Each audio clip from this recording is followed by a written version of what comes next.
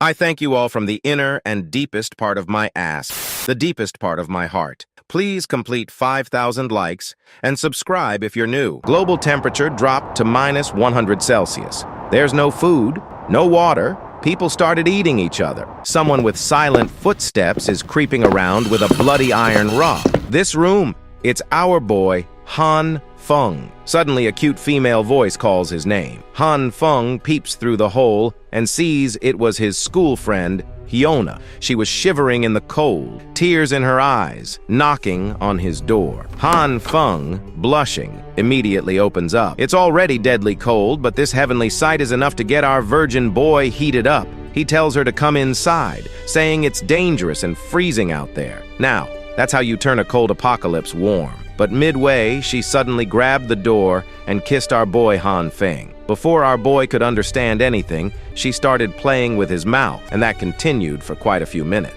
A bewildered Han Feng, wiping his drool from his mouth, questioned Hyona. What just happened? Why did she kiss him the second he opened the door? What's gotten into her? Hyona, with a seducing voice, whispered that she realized Han Feng was the only one she loved, and this was her confession. She continued in her seductive tone, saying that now the world is all messed up, everyone is showing their true colors, and only Han Feng is treating her kindly, giving her free food, water, and shelter, taking care of her. So, she realized Han Feng is the man of her dreams. But Han Feng was so shocked that he just froze on the spot, not responding. Hyona gently grabbed Han Feng's hand and placed it on her bouncy melons, whispering in his ear that if Han Feng didn't believe her, he could feel her heartbeat, and she was willing to do anything Han Feng wanted. This made the already shocked Han Feng go crazy, his body temperature surging high, thinking,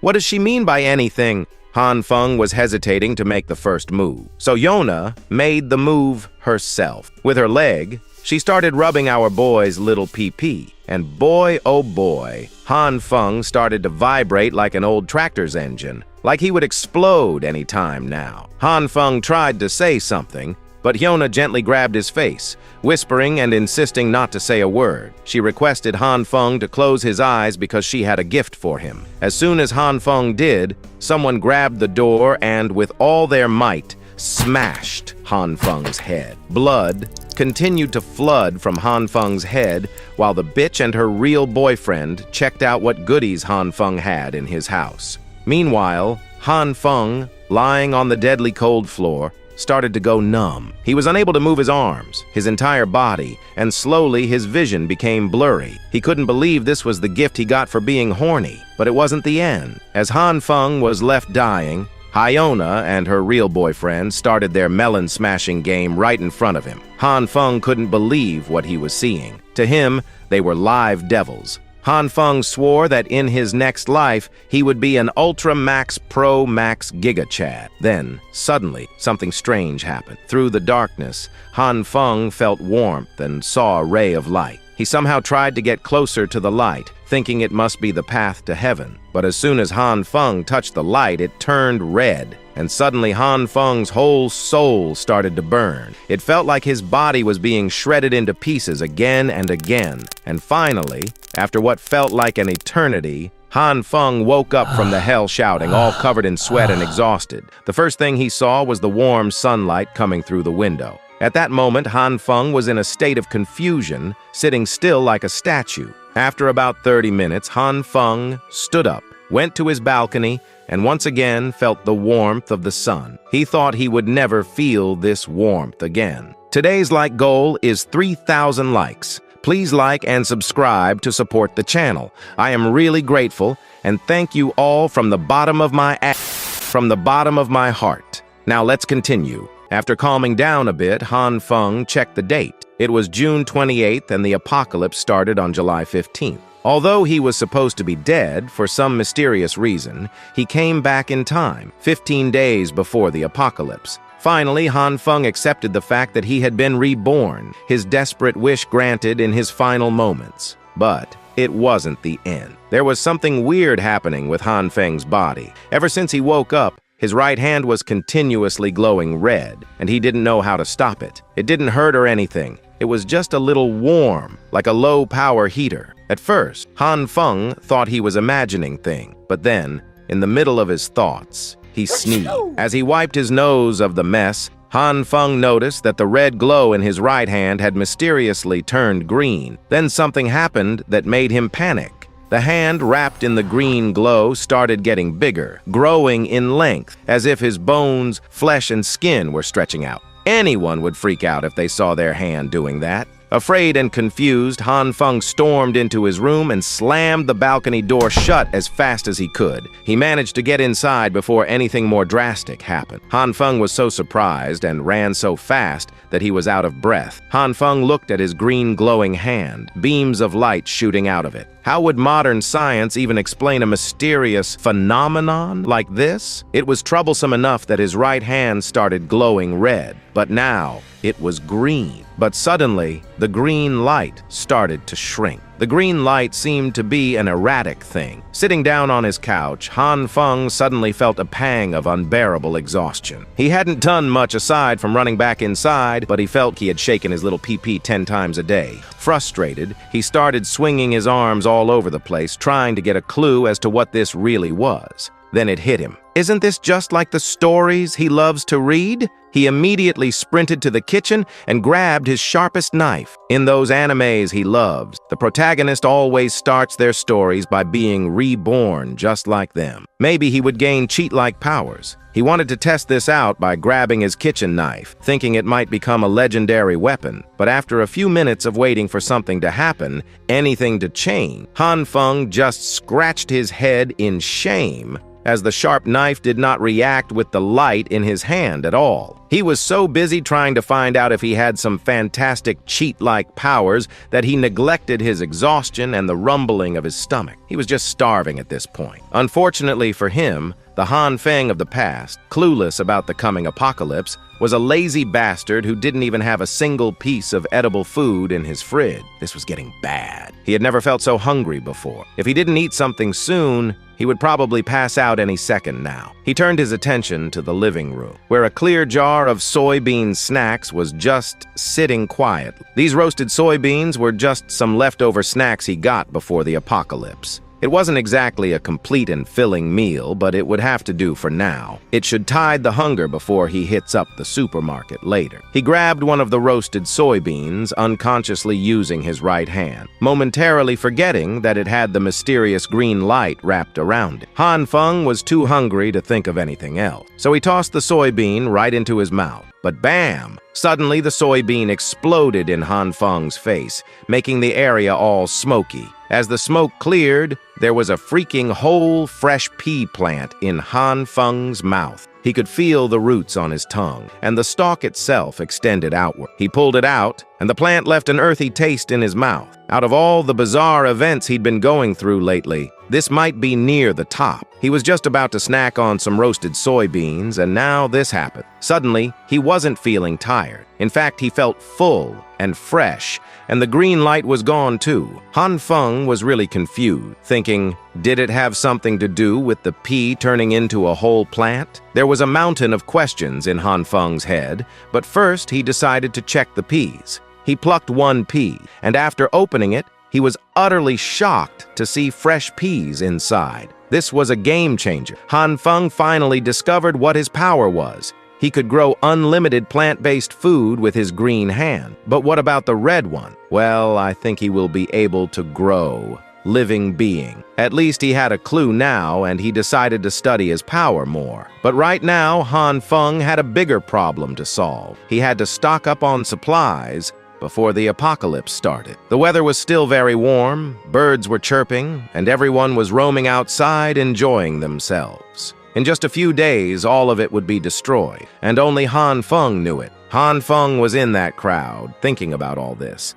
but he immediately dismissed the thought. He was still confused about his red, glowing hand turning green, and how touching a pea made it become a freaking whole plant. What kind of messed up power had he acquired? In the middle of his thinking, a sweet voice called Han Feng's name from behind. As Han Feng stopped and turned back, well, it was none other than the Gold Digger, the greatest bitch Hyuna. She was wearing a beautiful dress, looking gorgeous, and once again with a seductive voice, she said, "What a coincidence to meet like this. It's like the heavens are trying to bring us closer." But Han Feng, he felt like he'd seen a ghost. After the last incident, he gets traumatized just by seeing girls. Lee Hyuna, the goddess of his dreams, his best friend for a long 3 years. Han Feng had done everything to make her happy, even though he knew he was an ugly, disgusting loser. But Han Feng never ever thought that bitch would end up killing him. Han Feng was furious, his whole body trembling. He remembered he swore to be an Ultra Pro Max Giga Chad, so he realized this was not the time to get worked up. He had to calm down and wait for the right time to take his sweet revenge. Hyuna used to be the goddess of his dream. For 3 long years, he was a simp who did everything in his power to get the opportunity to smash her. He did all that knowing full well that he was nothing but just another fallback guy in the friend zone. No, he wasn't even in the friend zone. He was just a piggy bank. For all those years of devoting himself and his wallet to the wrong girl, he never thought she would be the one to get him killed. Before he could lose control, Han Feng pinched himself to stay grounded and calm. It took every bit of his willpower to do so. Thinking rationally, now is not the time to take his revenge. Not yet, at least. First, he needs to take care of the supply problem unless he wants to be miserable and hungry in the Ice Age again. Hyuna walked closer and waved her hand in front of his eyes, asking what he was spacing out for. This had never happened before. Just hearing her voice used to make the poor guy wag his tail. Han Feng swallowed his hatred for the witch and faked a smile as he apologized for being speechless. He made an excuse, saying he was spaced out after seeing how gorgeous Hyuna was looking today. She was just so radiant that he got a bit lost in the moment. Now that's more like it. Hyuna coyly laughed and asked when he got so smooth with his line. Her lips lifted into a slight and confident smirk, thinking she had this boy eating out of the palm of her hand. So she went for the heart kill shot, saying, "Now that they have run into each other, why don't they go shopping?" But now Han Feng was an Ultra Pro Max Giga Chad, so he ignored her like your crush does to you and left, saying he couldn't go today. Hyuna was shocked and bewildered. She just couldn't believe what had happened. How could this pushover reject her offer? Meanwhile, Han Feng was proud of himself. This time, he wasn't letting Hyuna use him like her personal ATM. After a while, Han Feng reached Waldemar Shopping Plaza. This Waldemar in the city is the most extensive and well-stocked supermarket in the eastern region. It's like Walmart, but that brand's copyrighted, of course. When the Ice Age hits, this place will be cleaned out overnight. Back in the previous timeline, nobody ever found out who did it and how. Han Feng had already started his shopping spree and filled up 1 cart with goods. He needed to stock up as much as possible before society crumbled under the sheer cold. Han Feng asked ChatGPT to make a survival guide for the ice apocalypse, and ChatGPT made a list that included food, winter clothes, medicines, and all the other necessary steps. But right now, the biggest problem was that Han Feng didn't have the money to stock up on all the supplies. His personal wallet's current balance was a measly 15,000 yuan, equivalent to a little more than 2,000 USD. Although the food issue could be solved with his mysterious green glowing hand, what about the rest? This once again made Han Feng frustrated. He started cursing his ancestors for not buying some gold or land when they were cheap. Just then, a notification on his phone startled him. The message came from an organization called Money Jar Loans, congratulating him on his approved eligibility to take out a loan up to 168,000 yuan, or a little more than 23,000 USD. A light bulb dinged inside his mind. Instantly, Han Feng installed all the apps that give personal loans immediately. Well, there were plenty of ways to get a loan, and he wouldn't have to pay it back after the apocalypse, as money would be nothing but a piece of paper to wipe one's ass with. Out in the commercial district, a lady was angrily kicking an empty soda can on the curb. She was obviously upset about something. It turned out to be Hyuna. She didn't look like she was in the best mood at all. Her eyes were full of toxic vitriol, because one of her many simps dared to refuse to take her shopping today. When she got all dolled up to get spoiled, she was seriously pissed off that Han Feng would just take off like that without letting her deplete his bank account like a worthless leech. She started insulting the guy in her mind for being a pathetic loser who didn't even own a car. Hyona vowed never to be nice to that simp again. But just then,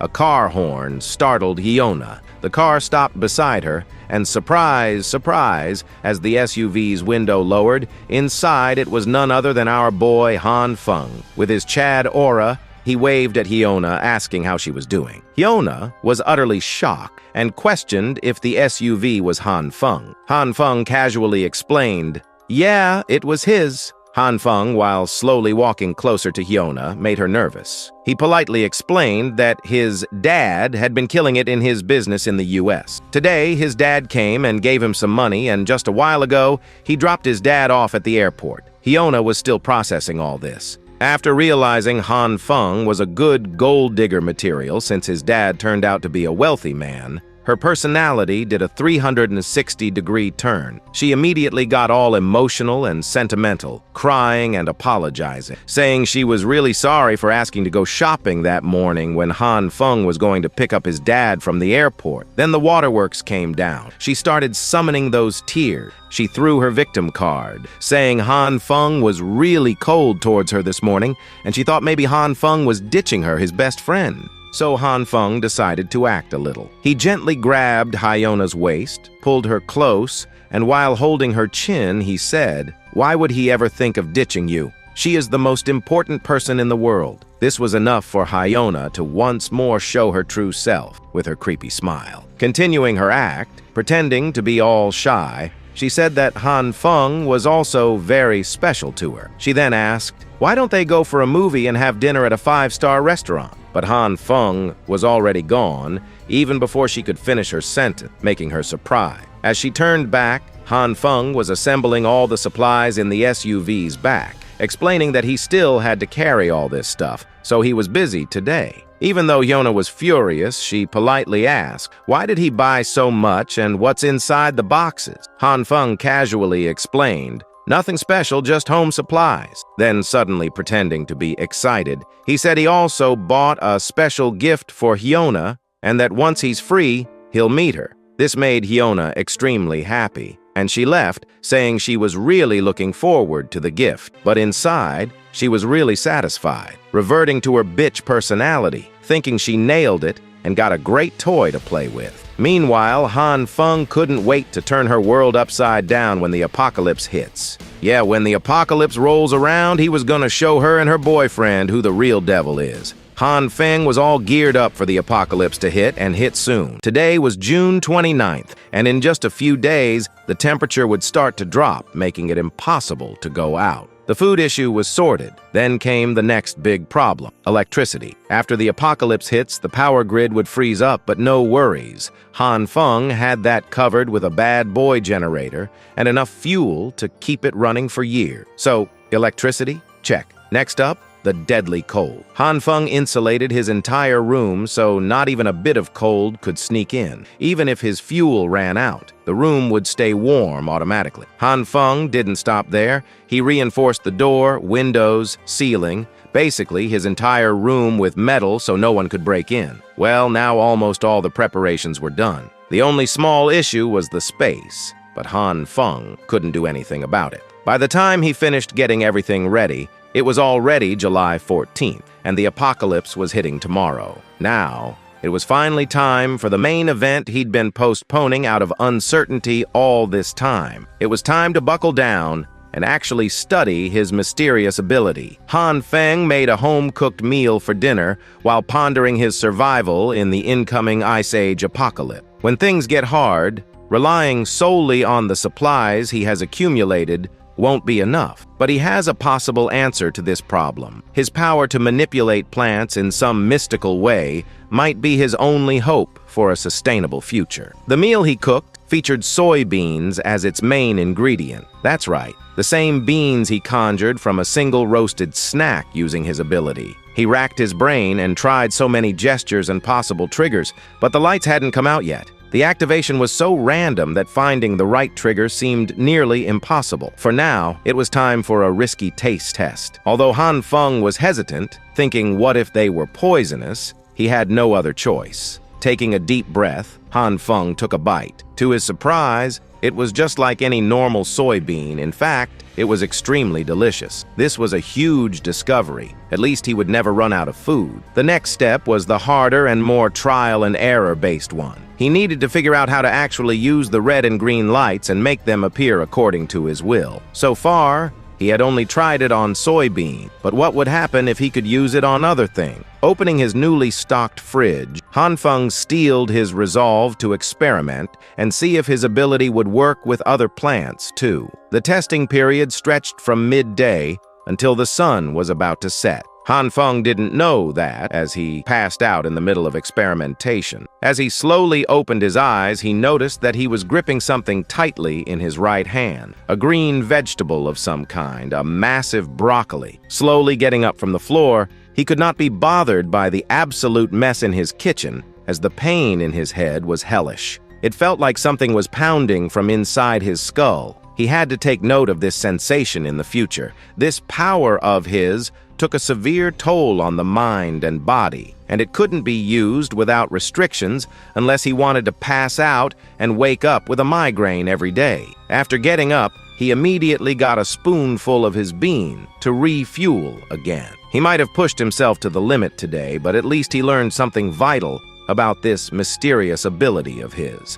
A few hours ago, before he blacked out, he neatly arranged a diverse selection of produce on the kitchen floor. He tried using his power on a bunch of them. After he managed to activate the green light, some root crops like potatoes did not react to his green light at all for some unknown reason. But not all of them were duds. Some of the crops grew from the seeds into full-blown plants like the soybean stalk. Wheat was one of those, and some neither stayed the same nor grew into full-blown crops. They just exploded in his hands like mini-bombs. It was a frightening experience that caught Han Feng off guard. After those explosions, the plants would turn into a substance that looked like coal but was very light. This development was certainly outside of his expectation. Thankfully, he could find some decent use for these inedible black substances. They could be used to heat the space like coal when put together in a container and lit up. Coming from a future where heat was a luxury, Han Feng would gladly take these little balls of warmth. No more worrying about staying warm in the future.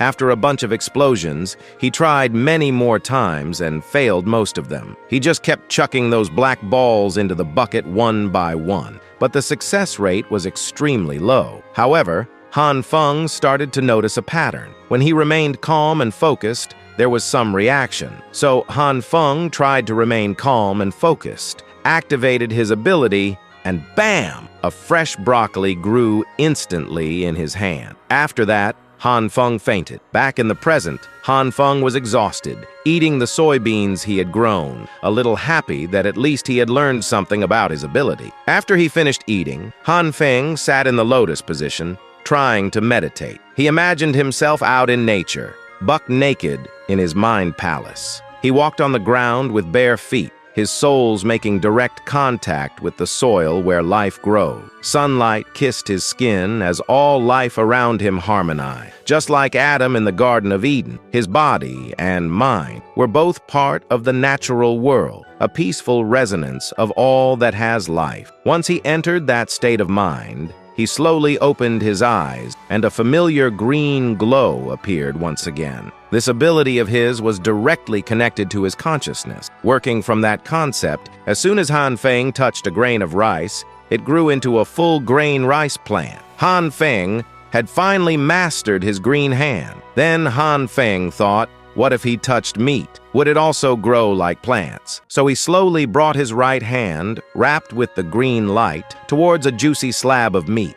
He tried to make a piece of meat grow, but there was no reaction. He already half expected it, but it was still disappointing that there were no reactions at all. Maybe the green light only worked on plants. Thinking that the gentle approach might not be effective, Han Feng grabbed his meat and squeezed hard while praying that his right hand would work its magic. After a few minutes, even after squeezing his meat for several minutes, nothing happened. You could see the defeat and dejection in his tired eyes. Then Han Feng remembered when he was meditating, he could sense two distinct colors. and he hadn't tried using the red color on the meat yet. So Han Feng once again closed his eyes and tried to summon the red light. For a few minutes, nothing happened. After a little while, a spark of red light finally made an appearance on his right hand. With that initial spark, the glow swiftly wrapped around his hand. Surprisingly, it also wrapped around his meat. It looked like it was creating some sort of bubbling reaction. The meat started to boil, and as Han Feng opened his eyes, excited, he got disgusted. The meat had spoiled to the extent that just the smell was enough to make him puke. He threw the meat on the floor. Realizing that this disfigured sludge might provide some valuable insights, Han Feng crouched on the ground to observe it. He poked the thing, and it was a little squishy. So this is how meat would react to the red light. Han Feng was a little disappointed, thinking, was this all the red light could do? Spoil meat? Han Feng knew there had to be more. The meat looked like it had gone through a disintegration process. The word disintegration sparked an idea in Han Feng's head. He grabbed a bunch of soybeans from his bean pile and gripped them hard in his right hand. In his left hand was the red light and the cooked-up meat. If the green light represented the evolution of matter, then the red light was the opposite, which would be disintegration. Since he was already testing out some confusing concepts, what would happen if he combined the bean he created with the green light with the red meat? This question made Han Feng very curious and excited. Han Feng combined both his bean with his meat, and bam! The result was astounding. Somehow his small, dull meat got erect. Even Han Feng was shocked to see how his small meat got so much bigger and fresher. But where did his beans go? Could it be that his beans merged with his meat, producing this giant slab? Han Feng meticulously inspected the big meat. No matter how you look at it, it's undeniably incredible. It looks, feels, and smells exactly like real meat, but even fresher somehow. Gaining some confidence that he's getting a lot better at this superpower thing, he decided to go for some more experiments. After a few hours, he was back to square one. Once again, his kitchen floor was filled with charred remains of meat and crops. He frustratingly threw a tantrum as everything he tried failed miserably. Getting all that exasperation out of his system, Han Feng sat up and took a deep breath. He'll just pause the experiments for now. He can always just take his time to figure out its deeper intricacies later anyway. Today was still a productive one. Even though he ended it on a bitter and charred note, Han Feng could already see the future. If he could just successfully master this mysterious power, there's no doubt about it. With infinite resources, he would be the man standing at the pinnacle of this post-apocalyptic world. It's his dream, so he could put some sweet muscles in his image. Speaking of power, he might have forgotten one of the most important aspects of survival. Food alone is not going to cut it. In the coming days, he will be completely vulnerable with all this loot if he doesn't have a decent weapon to defend himself. He swiftly took the various crops littered around his floor. He had to hurry and find himself a weapon before the temperature went into a nosedive.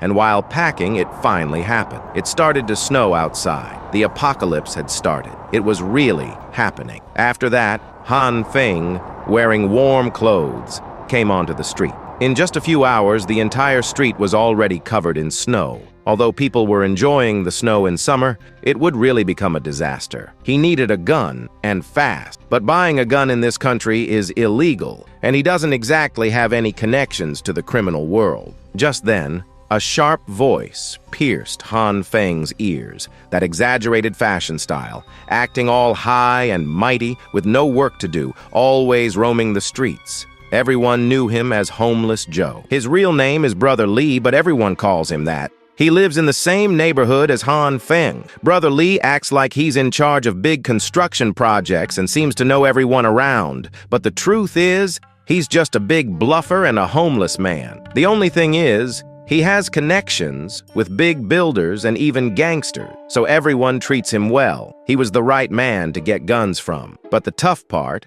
was how to start a conversation with him. Han Feng, nervous, first waved at Brother Lee, calling his name. Acting a little egotistic, Brother Lee asked if he knew Han Feng. Han Feng explained that they live in the same neighborhood and regularly bump into each other. Brother Lee, acting bored, said he was pretty busy and apologized for not remembering everyone's face. Then, Han Feng, confirming there was no one around, came close to Brother Lee and whispered in his ear, asking if he dealt with guns. This shocked Brother Lee. Panicked, Brother Lee asked why Han Feng needed that, and Han Feng remained silent. He couldn't say the world would end in a few days. Seeing Han Feng's silence, Brother Lee assumed Han Feng was going to rob a bank or something and warned him not to do anything like that. But Han Feng, on the spot, came up with an excuse. He explained it wasn't what Brother Lee was thinking. One day, while riding his bike to work, he ran into an old man who was spitting everywhere and then spat right on his face. Han Feng confronted the old man, insisting he say sorry,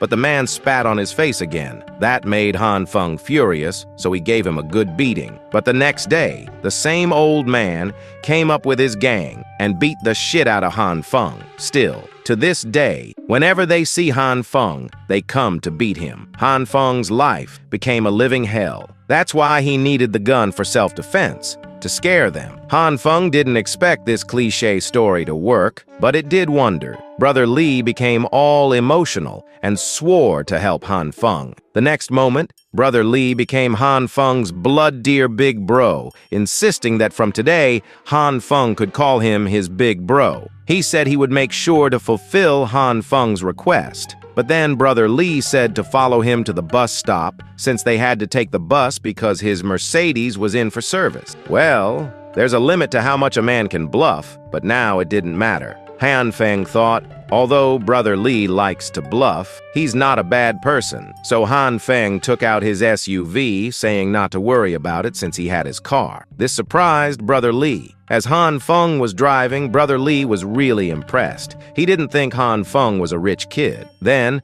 Han Feng took out his Samsung Galaxy S9 and started posting images on Instagram, boasting about driving his new car. Finally, after a while, they reached their destination, and people were already feeling the cold. They were burning some wood to warm themselves. As soon as Brother Lee got out of the SUV, the gang came close to him. They were surprised and shocked, as this was the latest Tiger SUV. They asked how much Brother Lee bought it for, and Brother Lee casually said it was nothing big, just $20,000. Meanwhile, Han Feng, at this point, was not even shocked by Brother Lee's bluffing. He was used to it. As they went inside, the boss was sitting there. Brother Lee, a little nervous, first introduced Han Feng, saying he wanted to buy a gun. Hearing this, the boss scanned Han Feng, sending chills down his spine. Then the boss smirked, saying he thought Brother Lee brought something interesting, but it turned out to be nothing but a squirt. With that, the boss threw a gun like it was candy, saying the price was $6,000.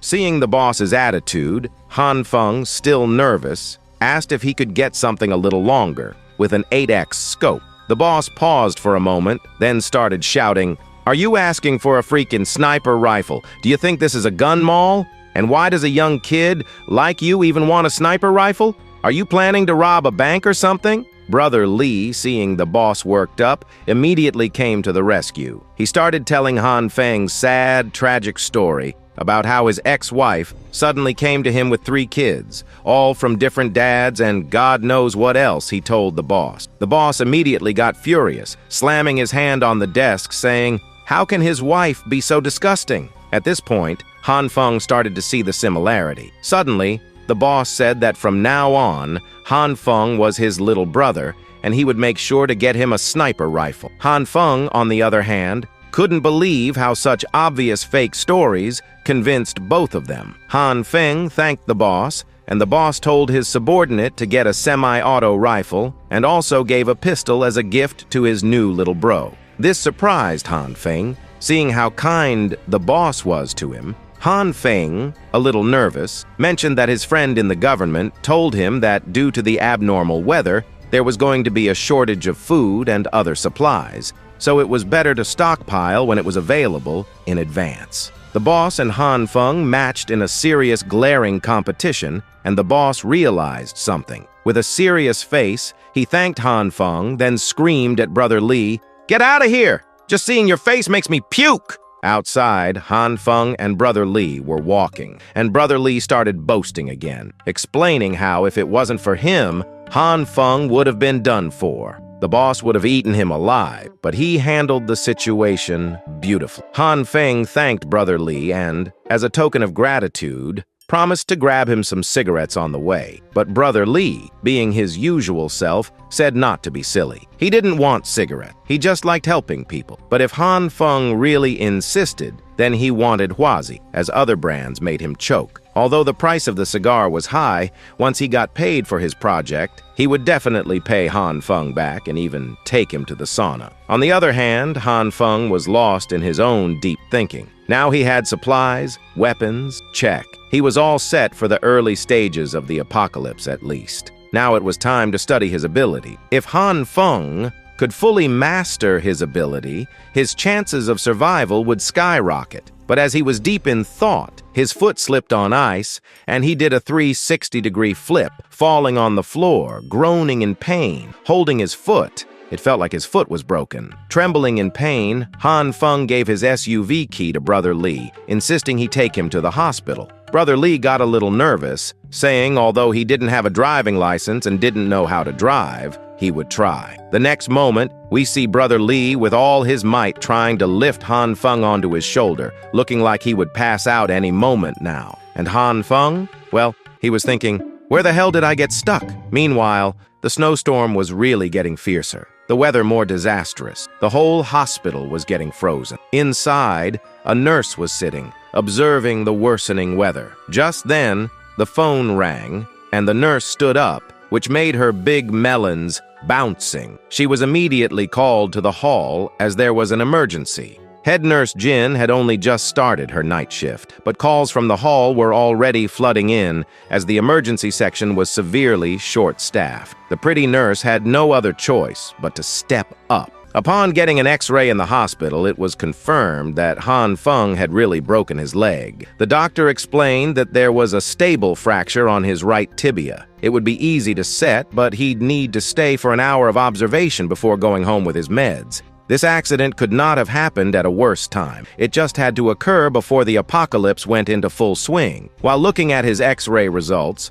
Han Feng regretted being so careless. Brother Lee accompanied him for most of the process, but the dude had to leave as he apparently had a few deals to handle. He's a real one, though, and he even left his number in case Han Feng needed anything else. Now that he was alone in the hospital lobby, Han Feng sighed heavily. He wondered how he could make such a stupid mistake at such a crucial time. Looking at the chaos around him was stressful. The hospital quickly overflowed with patients, victims of accidents caused by the sudden blizzard and quickly plummeting temperature. Emergency beds lined the hallways as a grim testament to the worsening conditions outside. As for Han Feng, he just wanted to get his meds and leave this place as fast as possible before the roads closed for good. Thankfully, his idle time would not be boring, as a goddess had just walked right in front of him with her big bouncy melon. Head nurse Jin had come to handle the rush of patients in the emergency room. The first bed she checked had a patient with heavy wound. Next on her rotation was bed 5,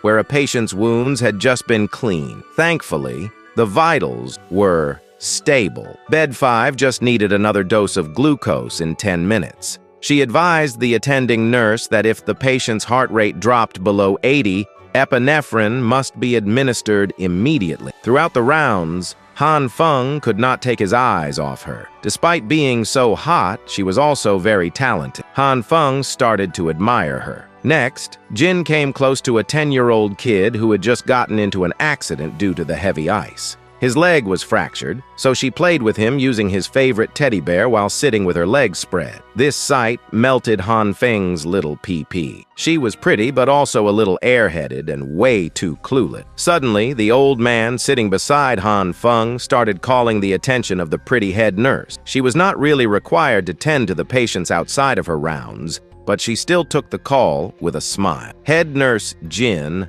politely apologized to the old man and asked if she could come back a bit later to help, as she still needed to provide urgent care to some patients to cover for the staff shortage. The old man complained that his back hurt too much. He explained that the back pain had been worsening lately and wanted the head nurse to take a look to see what was causing it. In reality, this pervy bastard, while talking to her, was recording the panties of Jin with his right hand so that he could play with his little pee-pee after he got home. Well, this was his hobby, but Jin was way too hot to handle, and on top of that, she was also airheaded. Noticing this, the pervy bastard decided to take action. With a lustful face, he extended his dirty hand and grabbed the head nurse's waist, startling her. While touching her waist, he explained that this area was the most painful part. But Jin, oh God, she was really too much of an airhead. Still clueless about the situation, she started to laugh as she was way too sensitive with her body and started to feel ticklish. Jin just smiled and apologized once again, saying that for such back problems, they might need to schedule an X-ray just to be sure. But seeing all this, the perv started pushing it. He was having a great time, but suddenly something came flying toward the pervy old man and hit him hard, causing him to fall. Well, now he might get an actual back pain. But even in this situation, Jin was showing worry for the old man. The next moment, Han Feng came, apologizing for his crutch flying to the side. Just as he was about to touch it, the perv started sweating nervously and screaming at Han Feng, threatening to call the police if he didn't return his phone. But Han Feng did not listen. He walked all the way to the side of the room. Although Han Feng's leg was broken, he was not feeling any pain, and his bandage was getting all messed up because he wouldn't let this freaking perv get away with doing something so disgusting. As soon as he opened the phone, his suspicions were proven right. The pervy video of the head nurse was all clear, even with 10x zoom. He could even see the germs on the surface of the skin. Well, it was the latest iPhone 69. This boiled Han Feng's blood. Han Feng showed the video to the old man, asking if he had the nerve to make a pervy video of someone with an iPhone 69. Han Feng told the old man he would call security and have them escort the bastard to a jail cell where criminals love putting pervs in their place. Han Feng would be keeping the phone, and the next time he saw this old creep again, he threatened to ruin his miserable and revolting life. The old bastard knew he had no other choice but to flee and never show himself near this place again, and it infuriated him. The first chance he got up from that hospital floor and bolted out of the door like his life depended on it. Meanwhile, head nurse Jin was just confused as to how someone complaining about severe back pain could run so fast. Han Feng was shocked to see a first-hand display of the most naive and airheaded person in real life. He decided to show her what the old fart was doing with the phone, filming up her skirt. But even after she saw the video, based on her reaction,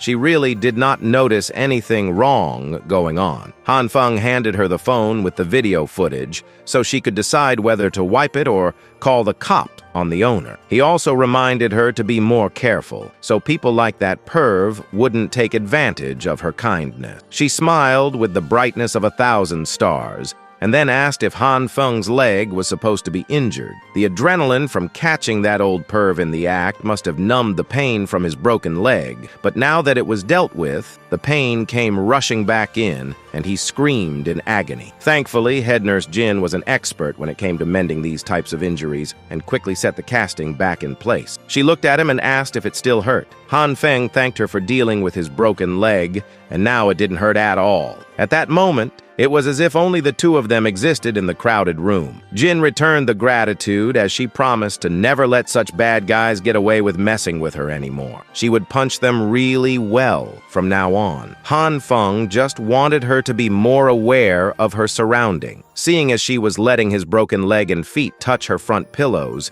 it seemed like she had not learned anything at all. She was still as clueless and unaware as ever. While Han Feng's head was in the clouds, another nurse called for Jin as her help was needed on the emergency beds. Before going back to her rounds, the angelic head nurse reminded him not to forget to come back in a week to get his leg checked again. Han Feng promised that he would, but making any plans a week from now was unrealistic. He just smiled helplessly, for only he knew what was really going on in the world. He took the crutch that he smashed against the old perv and limped his way out of the hospital. Han Feng just accepted the fact that he wouldn't be able to see her ever again. The next day came, and the blizzard had not stopped. It had gotten even stronger instead. It had essentially frozen all infrastructure and services, making just going outside a dangerous challenge. On the morning news, emergency weather reports kept coming in about how within the next 24 hours, all regions of the country would be experiencing heavy snowfall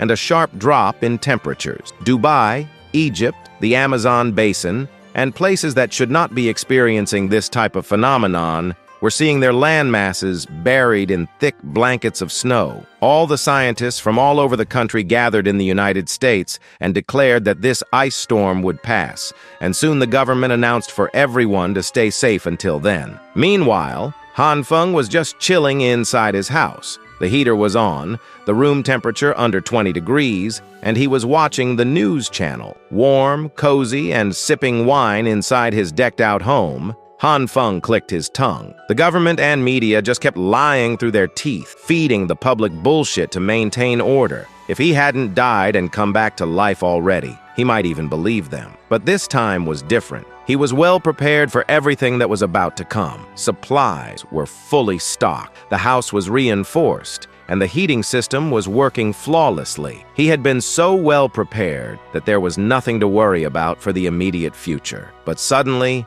his phone started buzzing incessantly with messages from the Happy Housing Complex residents group chat, discussing the weird weather and how the snow was already making the roads unusable. Everyone was clearly clueless about what was happening, but not the member nicknamed Mysterious Person. Whoever this was demanded everyone's attention to inform them that the snowstorm wasn't caused by normal weather patterns, but by something within the Earth itself. Mysterious Person proclaimed that everyone should heed his word, as the Ice Age apocalypse was about to begin. No one was more shocked after reading those messages than Han Feng. Who the hell is this mysterious person, and how do they know anything about the apocalypse? Inside the group chat, the residents of the building were furious. They wanted to go out and buy supplies. They didn't know when the weather would revert to normal, so they were fighting over who would go to the supermarket. The people were protesting for the property manager to show up and explain their current situation. The agents apologized to the angry mob, saying they couldn't really do anything with the weather being this bad. However, the people weren't accepting any apologies. They were hungry and needed food to survive, so if the property managers weren't much help, they demanded a refund on the fees they were paying. Han Feng, who was among the crowd, scoffed at everyone present. He knew this crisis was beyond the control of humans, so this fight was completely meaningless. One of the residents stepped up and tried to calm everyone down. From his aura, he looked like a cunning fox scheming something. He stated that the snowstorm was so violent that the property owner couldn't handle the situation alone. Even if the manager somehow cleared the snow around the apartment, there was no guarantee that the roads to the supermarket were cleared and safe to drive on. Now, everyone was getting more panicked and started bombarding the smart-ass man, asking what they should do. Should they starve to death? But the Fox Man suggested that they all work together to remove the snow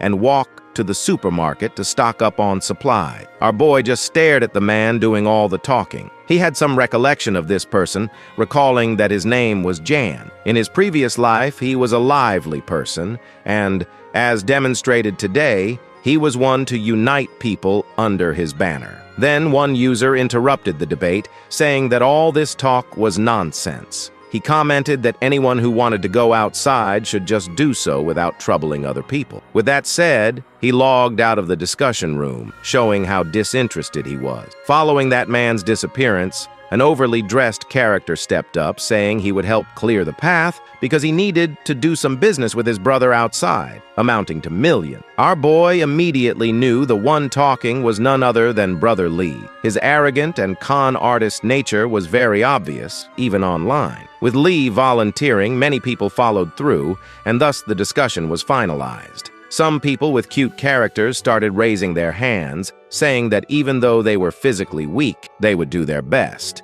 Then, another pretty character jumped in, trying to earn sympathy, saying although she had the flu, she would also come down and help everyone. Our boy immediately knew this character was Hyona, the evil witch. Hearing that Hyona would go, all her simps hopped in as well, saying they were willing to cooperate. At this point, Han Feng had enough. He started remembering his past simping days, so he logged out, recalling the day he died simping for the witch. He couldn't help but admit that Hyona was really good at catching people's hearts. Hyona then messaged our boy directly, asking what he had been up to lately. She mentioned that he told her he would contact her and give her a gift, so she's been waiting. Then she said whenever Han Feng decided to visit her, she demanded he buy some food from the supermarket. Next, she clicked a seductive image of herself, wearing less clothing in this freezing weather, showing her bare skin and closing her legs like she was calling Han Feng to smash her right now. Even though he's no longer a sucker for the deceitful witch, Han Feng admitted that Hyona was indeed an expert at seduction. She might have been a succubus in her previous life. After that, Han Feng replied to Hyona with something we don't know, but whatever he messaged, Hyona didn't like it. She got pissed, threw her phone on the bed, and stomped on it, venting her frustration toward Han Feng. Today was the second day since it started snowing. The temperature was now minus 20 degrees. In the early stage of the apocalypse, they still had the central heating system running, so it wasn't too difficult. Even the internet was still up and running, so everyone was living their lives as usual. As for our hero, he was only scrolling through erotic videos to pass the time. This was just the second day of the apocalypse, and he was already bored to death. It became clear to him that the biggest threat during the apocalypse would be the loneliness that came with it. His leg was still recovering, so he couldn't go outside to pass the time and explore. A broken bone needs at least a few months to completely recover, so it's no surprise. Not having better things to do, he decided to watch Netflix and chill. After a while, in that movie, the doctors were sewing up the wounds of a certain man who jumped off the 15th floor. They discovered that his damaged internal organs and bones had started to regenerate. That man was destined to die, but because he had a healing ability, he was able to self-heal. This scene shocked Han Feng. He thought if his theory was right, his left hand had the power to regrow any plants, which was similar to healing or repairing. What if he used his ability on his broken leg? Without thinking any further, he activated his green hand and gently grabbed his broken leg, wondering if there would be some kind of effect. Pouring everything he had into this little experiment, our boy stood still and waited. However, the green flame just dissipated after a moment, without producing any results. Han Feng once again activated his green flame and for a few minutes maintained it, but to his disappointment, nothing happened. Han Feng lay down on the couch, feeling a bit disappointed. He thought the green light would help him recover his injury faster. Well,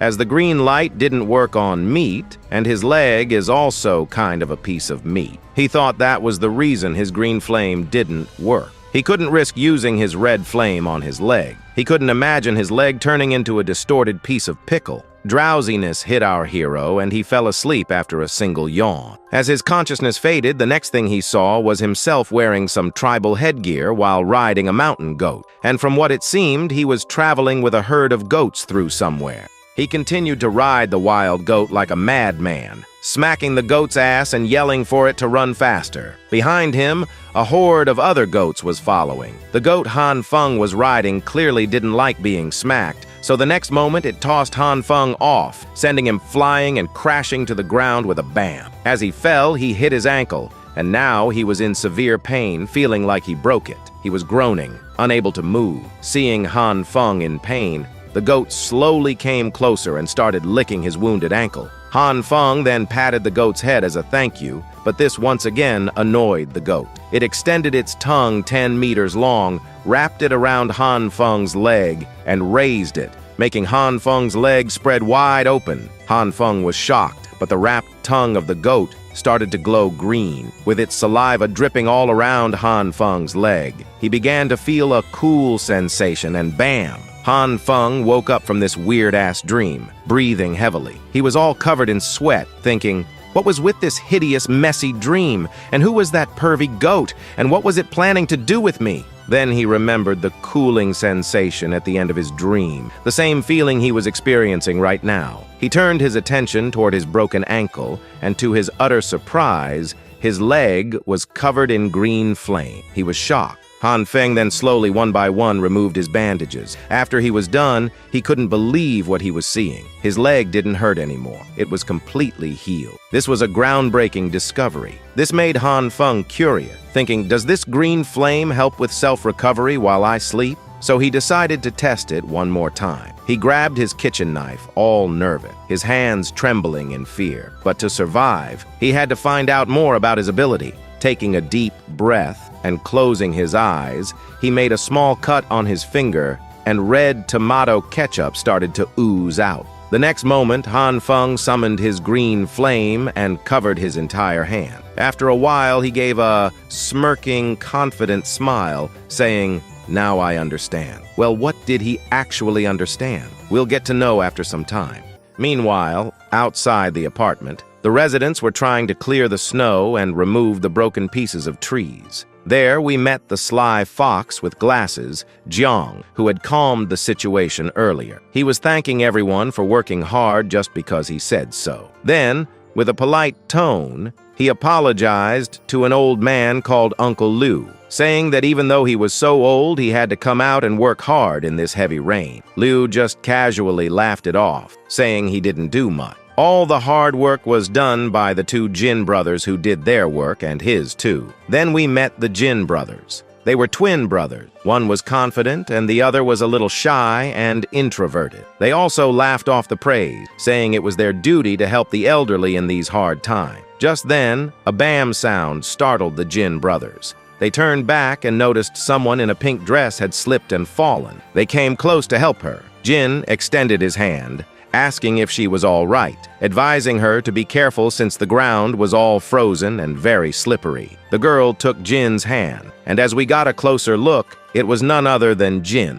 the head nurse. She was wearing a hot pink coat with pink earmuffs. With a polite tone and a warm smile, she thanked the Jin brothers for their kind words. The Jin brothers said they should clear the main path first, and if she needed any help, she could call them, and they would come running. She thanked them again, saying she could handle it herself. Meanwhile, Jiang was still chatting with Uncle Liu. Jiang said the snow was getting heavier, and they would have to be quick while purchasing supplies later, to which the old man agreed. Then, the old man, while smoking his cigar with a serious face, whispered something about supply. Jiang asked what, and Uncle Liu just casually said it was nothing significant. He mentioned he had heard that for the past few days, an owner in their neighborhood had been bringing supplies on a small truck like he was moving house, and that was a little suspicious to him. Jiang laughingly said, "Isn't that a common sight? Maybe that person is just moving into the apartment or renovating his house." The old man was listening without saying anything. Then, while holding his cap with a serious face,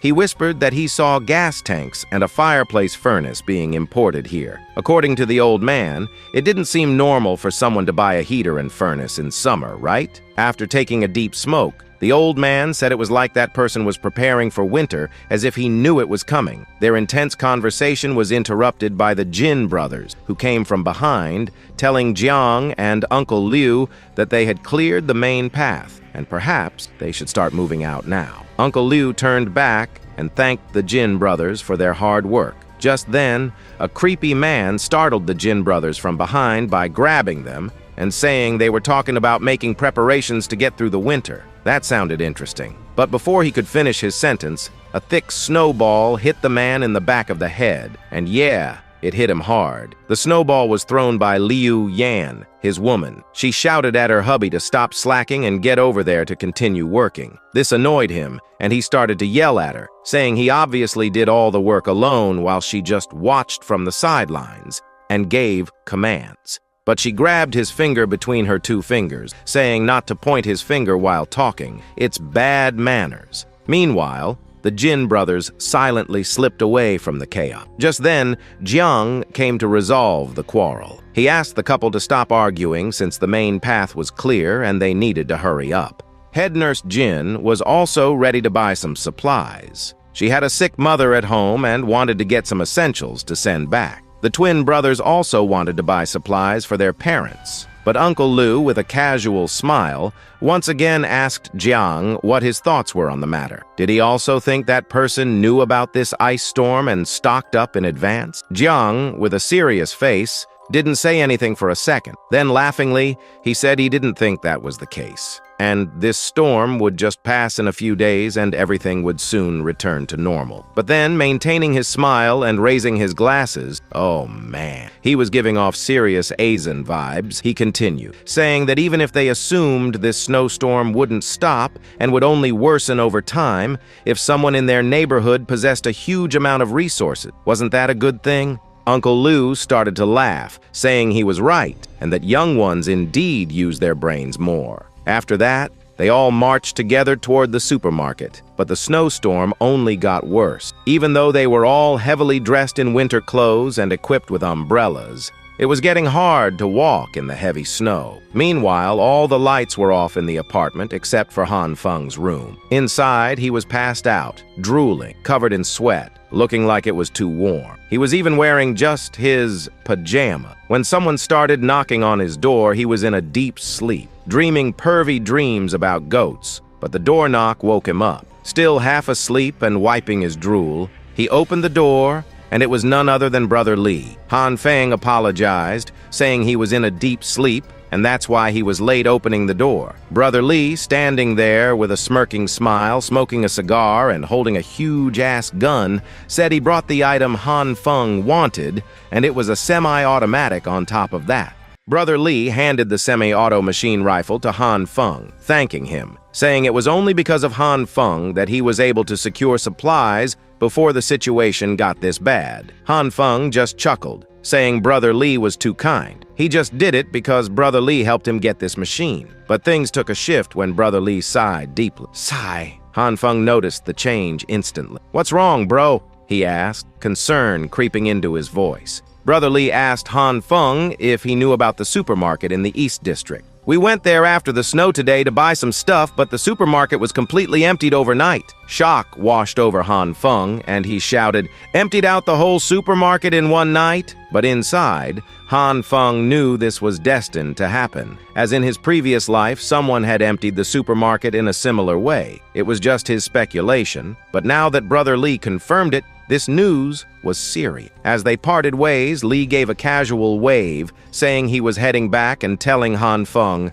"Stay warm, bro." "Okay, bro," Han Feng replied, still lost in thought. Back inside Han Feng's house, he shut the door with a clack-clack, the sound echoing in the silence. Han Feng was still deep in thought. Emptied an entire supermarket overnight without making a sound? How did they do it? He pondered, trying to piece together the mystery. Memories of old stories and comics flooded his mind, where characters have powers to manipulate space, suggesting this might be more than just a regular theft. Could there really be someone with spatial abilities? Han Feng wondered aloud, just thinking about the possibility that there might be more humans with superpowers and that he wasn't the only one with powers was enough to make him tense. There was no other way an entire supermarket could get sucked dry. "It's really unsettling," Han Feng finally admitted. He clenches their fist, glowing with green aura, showing their resolve and unease about the situation. Han Feng was sitting on the couch, deep in thought,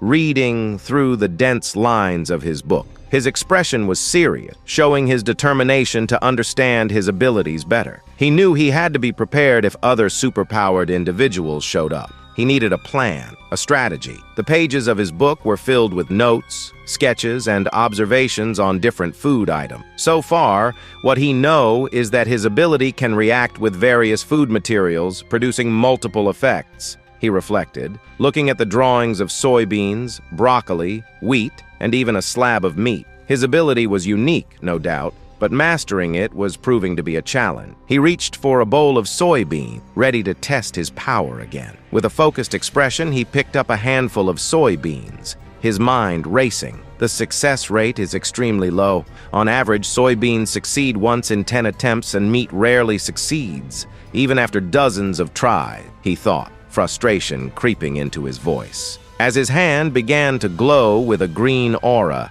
he couldn't help but wonder, Why exactly is this happening? The soybeans in his hand started to react, green energy swirling around them. But just like before, the reaction was volatile, ending in a burst of green energy. Once again, Han Feng was left holding a lump of black goo. He was really annoyed and frustrated. Till now, he had only learned how to summon his red and green flame, but the success rate of him spawning and growing food was random. Han Feng shouted, "The failure rate is just too high." He sighed, his shoulders slumping with the weight of his repeated failures. But he wasn't ready to give up. He crushed the lump in his hand, determination flaring in his eyes. "I must figure out how to use this ability properly today." The clock on the wall showed 22:45, late into the night. Yet, Han Feng continued his relentless pursuit, unwilling to rest until he achieved some semblance of success. Finally, after countless attempts, there in front of Han Feng was a fully grown soybean plant, all fresh and green. Han Feng, shirtless and sweating, finally got a grip on something useful, but in the process, it sucked all the energy out of his body. He felt like he was dying, and he wasn't looking too happy about it. Han Feng sat on his couch, still shirtless and deep in thought. On one side, there was a pile of waste, his failed attempts to summon the plant, and on the other side, the soybean plant stood proudly. The energy output from the green light isn't constant, he realized. It looked like he was trying to figure out how to make this energy thing work properly. A visual explanation popped up in his mind. Different foods require different energy levels to process. There were energy fluctuation graphs and warning, showing Han Feng sitting with a heap of dirt next to him, still in his shorts. Clearly, he was trying to get this energy thing down to a science. His theory was that different crops needed different energy levels to grow. For example, if a soybean plant needed 1 unit of energy, then a wheat plant might not grow with just 1 unit. He had to figure out the puzzle. One wrong move and it's game over, he thought, visualizing the process of energy transfer with timers. It was a delicate balance, and Han Feng wasn't having an easy time. Looking a bit bewildered, Han Feng scratched his head. Just then, he remembered something. This mode looks familiar, he thought. Realizing the method he was using reminded him of an old rhythm game. Han Feng remembered the popular music dance game from over a decade ago. Characters danced on the screen, and he started connecting the dots on how to apply this game logic to his energy control. With a determined look, Han Feng visualized energy arrows in the rhythm game style, each second needing the right energy input. His hand glowed green as he prepared to hit the perfect notes. He channeled the energy, glowing bright green, and nailed it perfectly. "Perfect!" he exclaimed, holding up a healthy-looking plant. He had the hang of it now, looking triumphant. With his success, Han Feng moved on to the next experiment. Standing in the kitchen with boxes of instant noodles and some meat, he decided, next up, time to experiment with meat. Han Feng remembered how his previous kitchen experiment went wrong. Dude tried to cook some meat, but it turned into some nasty black goop. Gross, man. Han Feng, still shirtless because the blast might ruin his shirt, stood in front of a pile of meat and a bowl full of soybean, contemplating the mountain of fried chicken. He thought, cooking meat can't be that different from veggie, right? Channeling his inner chef, Han Feng held a piece of chicken with glowing energy symbols. It looked like he was cracking the code on how to cook this meat right. Han Feng focused intensely, trying to sync the energy flow with the meat. But wait, it was taking longer than with veggie. Everything was going well, but one wrong move and bam! The energy exploded in his face. "Ah!" he yelled as the black goop covered him. "Major fail, bro!" Determined not to give up, Han Feng wiped off the goop and went for another attempt. He swung again, but it was another miss. The kitchen was a mess, and he was frustrated. "This is nasty!" he shouted, covered in the thick, nasty liquid from his meat. With an angry face, Han Feng shouted, "Damn it! The difficulty level is off the charts!" The aftermath of Han Feng's failed attempts looked like a disaster zone, the kitchen covered in black goo. He took a moment to meditate amidst the chaos. Boxes of fried chicken surrounded him as he tried to center his energy. His hands glowed with red and green energy as he focused on channeling it into the meat. Arrows and symbols flew around, showing his intense concentration. Finally, he did it! He successfully managed to cook the meat properly. All sweaty and out of breath, he was very proud of himself. But all the work got the better of him, and he passed out. His meat lay beside him, still big and perfectly cooked. The scene shifts to the outside world. A major snowstorm has hit, and the broadcast is updating everyone, saying, "This is a snowstorm that only occurs once in a century. We advise everyone to remain in their homes and avoid going outside." Han Feng, on the other hand, is lying on the couch, tired. He's listening to the news while resting. The disaster is widespread, and efforts are being made to combat it. Transport, power, and network services are disrupted. Please be patient. At this moment, Han Feng was really annoyed at how much the news channels would lie to people. With the chaos outside, staying home was the best option. Han Feng stretched, waking up his hand. He was gearing up for another day indoor. Just then, Han Feng's phone dinged. It was the neighborhood group chat. Already bored, he decided to check it out. In the group chat, it was a mess. Some people were thinking of waiting for the government to save them, while others were skeptical and thinking about how to save themselves and get supply. Just then, Uncle Liu chimed in, asking everyone, "Do you really think the news is true and the government will come to save us? If the government really wanted to save us, trucks full of supplies should have already come. On the contrary, from what I've heard from my friend, armored vehicles and tanks are marching towards City A, and there's only one answer: war." Hearing all this, everyone got stressed and tense. They flocked to Uncle Liu, saying, "If this is really true, that means they are messed up. They are just waiting here for their death. What should they do now?" Han Feng, seeing this, also remembered the war happening in his previous life. The group chat continued, and now came Mr. Aizen saying, "If what Uncle Liu says is true, then they really have to start taking measures. Everyone instantly has to move their butts and start preparing for the worst." We get a closer look at Aizen. His room was freezing. Fog was coming out of his mouth as he talked, and he had just a small heater barely keeping the cold at bay. He continued, saying, "There are already many people who ran out of food and supplies in the building.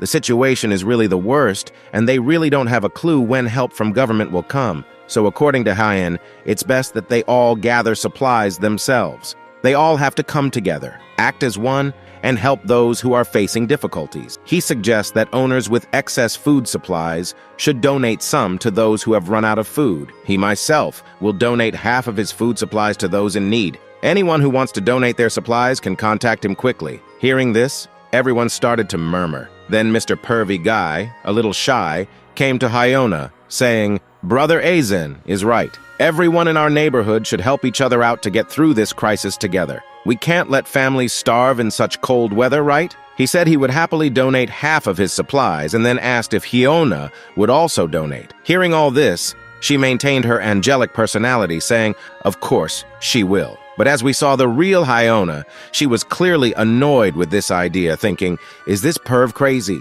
There are so many people here, and despite that, he came and asked me in front of all of them?" Furious. She thought he was asking her among so many people because she had rejected him some time ago. To get out of this, she said she didn't have enough food even for herself, which started another argument. Soon, everyone calmed down again, and little by little, they decided what and how much to donate. Now, Aizen was happy with this, saying, "Since so many good people want to share their supplies, why don't they create a group and choose a leader to manage this supply and distribution?" So they created a committee named the Interim Emergency Committee. Han Feng, upon reading this, remembered that this committee was formed in his past life too, and that it was just a scheme to take supplies from other residents. It is now July 19th, the 5th day after the apocalypse began, and temperatures are already below -40 degrees. The central heating system no longer works due to the low temperatures, which have frozen everything. People were just sitting inside their homes, using all the blankets they had to keep warm. Some who had coal and wood were trying to warm themselves by burning them, trying to keep their kids warm. Everyone was thinking of ways to keep warm. It was the same thing that happened in his past life, and things only tended to get worse from now on. Of course, none of this applied to Han Feng, because he had almost infinite fuel and a cozy fireplace. He was comfortable drinking Coke and eating a strawberry juicy cake with a juicy strawberry on top in the warmth of his room. He was playing a zombie apocalypse game when suddenly someone called him, startling him. Han Feng picked up the phone while taking a sip of Coke, saying, "Hello?" with his mouth full of Coke. The person asked if he was Mr. Han Feng, introducing himself as the owner of 1801. He said they were the person responsible for Block 8, their building, and notified him that they were going down to clear the streets in 20 minutes. He asked Han Feng to come down to the basement to help clear the snow. This made Han Feng furious, thinking, the snow is so heavy outside, is this guy blind? Forget clearing it. They won't even be able to go out. But he decided to go down and help anyway. Han Feng was wearing a very warm jacket and holding his shovel. He didn't want to cause trouble with the neighbors or unintentionally reveal his secret. He had to lower the possibility of them finding out about his secret to the lowest. But now the main problem was the snow, which had already covered almost the entire entrance. Noticing this, some people became furious since they had cleared the entrance yesterday. Some were really panicking, saying that at this rate, the entire building would get buried under snow. Finally, after some discussion, they decided to push the door open. Suddenly, someone pointed at Han Feng, saying they needed his help. Although he didn't want it to, Han Feng decided to assist. Han Feng stood with the group in front of the door and started to pull it open. After a lot of effort, the door finally budged slightly, and a blast of freezing cold air hit them. The sudden cold wind froze everyone in place. They couldn't move and could barely keep their eyes open because of the cold. Han Feng almost turned into a popsicle. He was sure that if they went out in this weather, they would all get serious frostbite. Everyone agreed with Han Feng's thoughts, shivering in the cold. They said only an idiot would try to clear the snow now. They would definitely get frostbite and die if they even attempted it, so it wasn't worth it. Suddenly, someone entered through the back door with a confident tone, saying that now that he was here, everything would be all right. Han Feng immediately recognized the voice. It was none other than Brother Li. He came strutting in like he was some big shot, taking a sip of his cigar and asking why everyone was acting like cowards. He said what they needed now was an imposing and strong attitude, not to act like 2-year-old sissy kids. While saying this, he stood in front of the open door with a huge pile of snow covering the entrance. The cold breeze was still coming in and everyone was shivering, but not Brother Li. He stood there confidently, saying he would remove the snow all by himself. Hearing this, everyone told him not to do it because it was very dangerous and he could die. They suggested waiting for the snowstorm to stop before trying to remove the snow again. But Brother Li was Brother Li. He just took a stronger drag on his cigarette and started running, attacking the snow as if it were his biggest enemy, shouting, "Ora, ora, ora, ora." He left everyone shocked, but after a while, Brother Li actually disappeared inside the hole he just dug. Everything was silent for a moment, but soon he started screaming uncontrollably for help. When they managed to pull him out, the poor guy had already turned into a popsicle. His face was pale, and he was barely breathing. After this incident, everyone decided to close the door again. Now Han Feng was sitting beside Brother Li, who was struggling to breathe. He was breathing heavily and shivering, and Han Feng was giving him CPR, trying to make his breath normal. Han Feng asked if Brother Li was feeling better now, but since there was no response, he started talking about finding the people who were taking care of first aid before deciding what to do about the snowstorm. This snowstorm was no longer something that could be resolved with just human power. Now in the parking lot, the committee organized everything and tried to distribute supplies. Aizen explained that the snow was too heavy, and once it slowed down, they would go out for more supplies.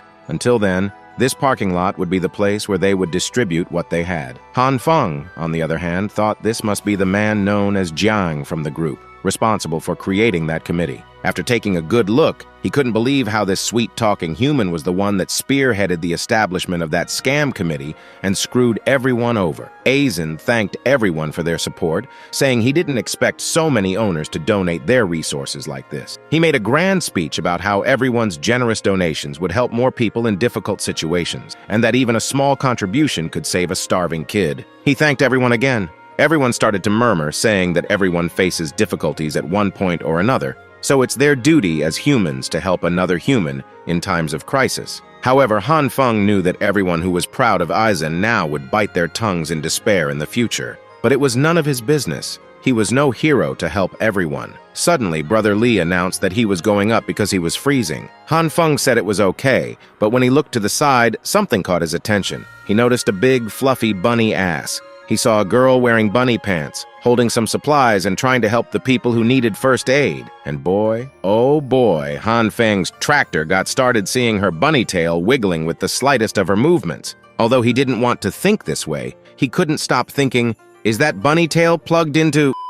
Well, you know, Han Feng was daydreaming, enjoying watching the goddess at work, when he noticed she was trying to pass through some people. She seemed quite clumsy, bumping into everyone while apologizing. Suddenly, she lost her balance and was about to fall, but she was caught by our hero, Han Feng. He asked, "Are you okay?" On the other hand, she was just closing her eyes, accepting her fate of falling down. But as she opened her eyes and said thanks, she noticed Han Feng's face. The first thing she asked was how Han Feng's leg was. She really was a goddess. While looking at Han Feng's leg, she noticed it looked like it was healed. Han Feng got a little panicked, thinking about what to say. Han Feng, still panicked, tried to make an excuse, saying, for some reason, since childhood, his recovery time is much faster than normal people's, and he can recover from common injuries in just a few days. He started to fumble, not knowing what to say. But as she was a naive girl, she stared at Han Feng for some time, making him more stressed. Then suddenly, with admiration, she started to cheer for Han Feng,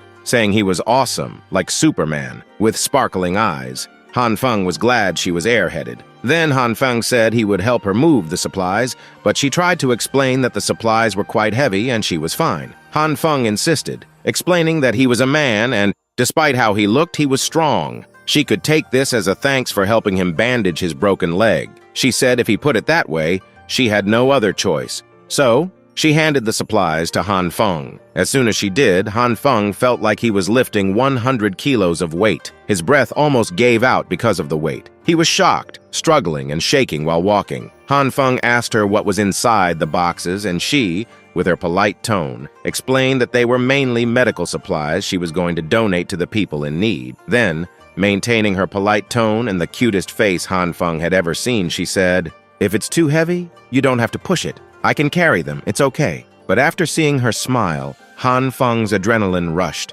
and he started to not feel any pain. He was able to lift the weight with no issue. Then she said, "Han Feng, don't push yourself. I'm actually much stronger than most guys." Han Feng, still in a daze, asked, "Do you go to the gym or something?" With a little sad face, she was about to say something but paused mid-sentence. She looked like she had a rough past that she was not willing to talk about yet. Han Feng, dripping in love, also noticed she was hiding something. The next moment she apologized, saying she was really sorry. There was a reason she was stronger than most men, but she couldn't explain it clearly. But Han Feng was not interested in her story. He was just in awe of her cuteness. Then she said she still didn't know Han Feng's name. Still blushing, Han Feng introduced himself, saying his name was Han Feng. She, with another heart-piercing cute smile, introduced herself, saying her name was Jin Shui, and it was nice to meet him. At that moment, Han Feng felt like he was in heaven. Completely captivated by the girl, Han Feng was left speechless. Suddenly, Jin asked what he did for work. Han Feng, a little embarrassed, said he was unemployed, which she found fantastic. Then she stumbled again and bumped into a person, losing her balance. She was about to fall, but this time,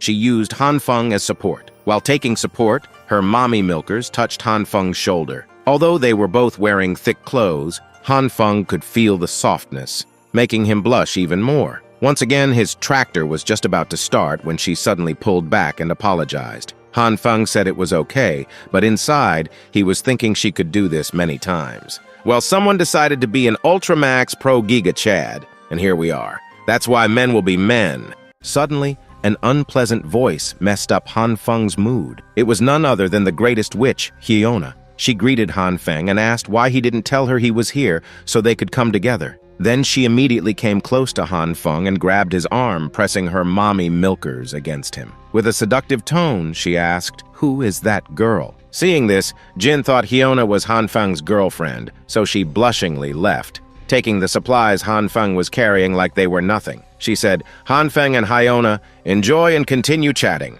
I'll go do my job," and thanked Han Feng for his help before leaving. As Jin continued to run, carrying the supplies, Han Feng, furious inside, asked Hyona why she was here. Hyona explained that she came down to receive supplies, but Han Feng hadn't contacted or replied to any of her messages, so she was really worried, thinking something might have happened to him. She was glad he was okay. Han Feng decided to calm down and politely replied that he was just about to reply to her message. But Hyona, with a devilish cute smile, said, Han Feng is a big liar. She clearly saw him chatting with that lady for quite a while, and Han Feng seemed happy. Then she asked Han Feng if he had any spare food supplies at his home since she had almost run out. Could he share some and help her out? Hearing this, Han Feng smirked and started to laugh mischievously. He said he didn't have much food left, but could share all he had if she replied to the message he sent a few days ago. The message was about Han Feng wanting to use his key in Hyona's lock. Suddenly, in a romantic way, Han Feng grabbed Hyona in his shoulder and asked if she wanted to come to his place and accompany him for a few days. Hyona was left speechless.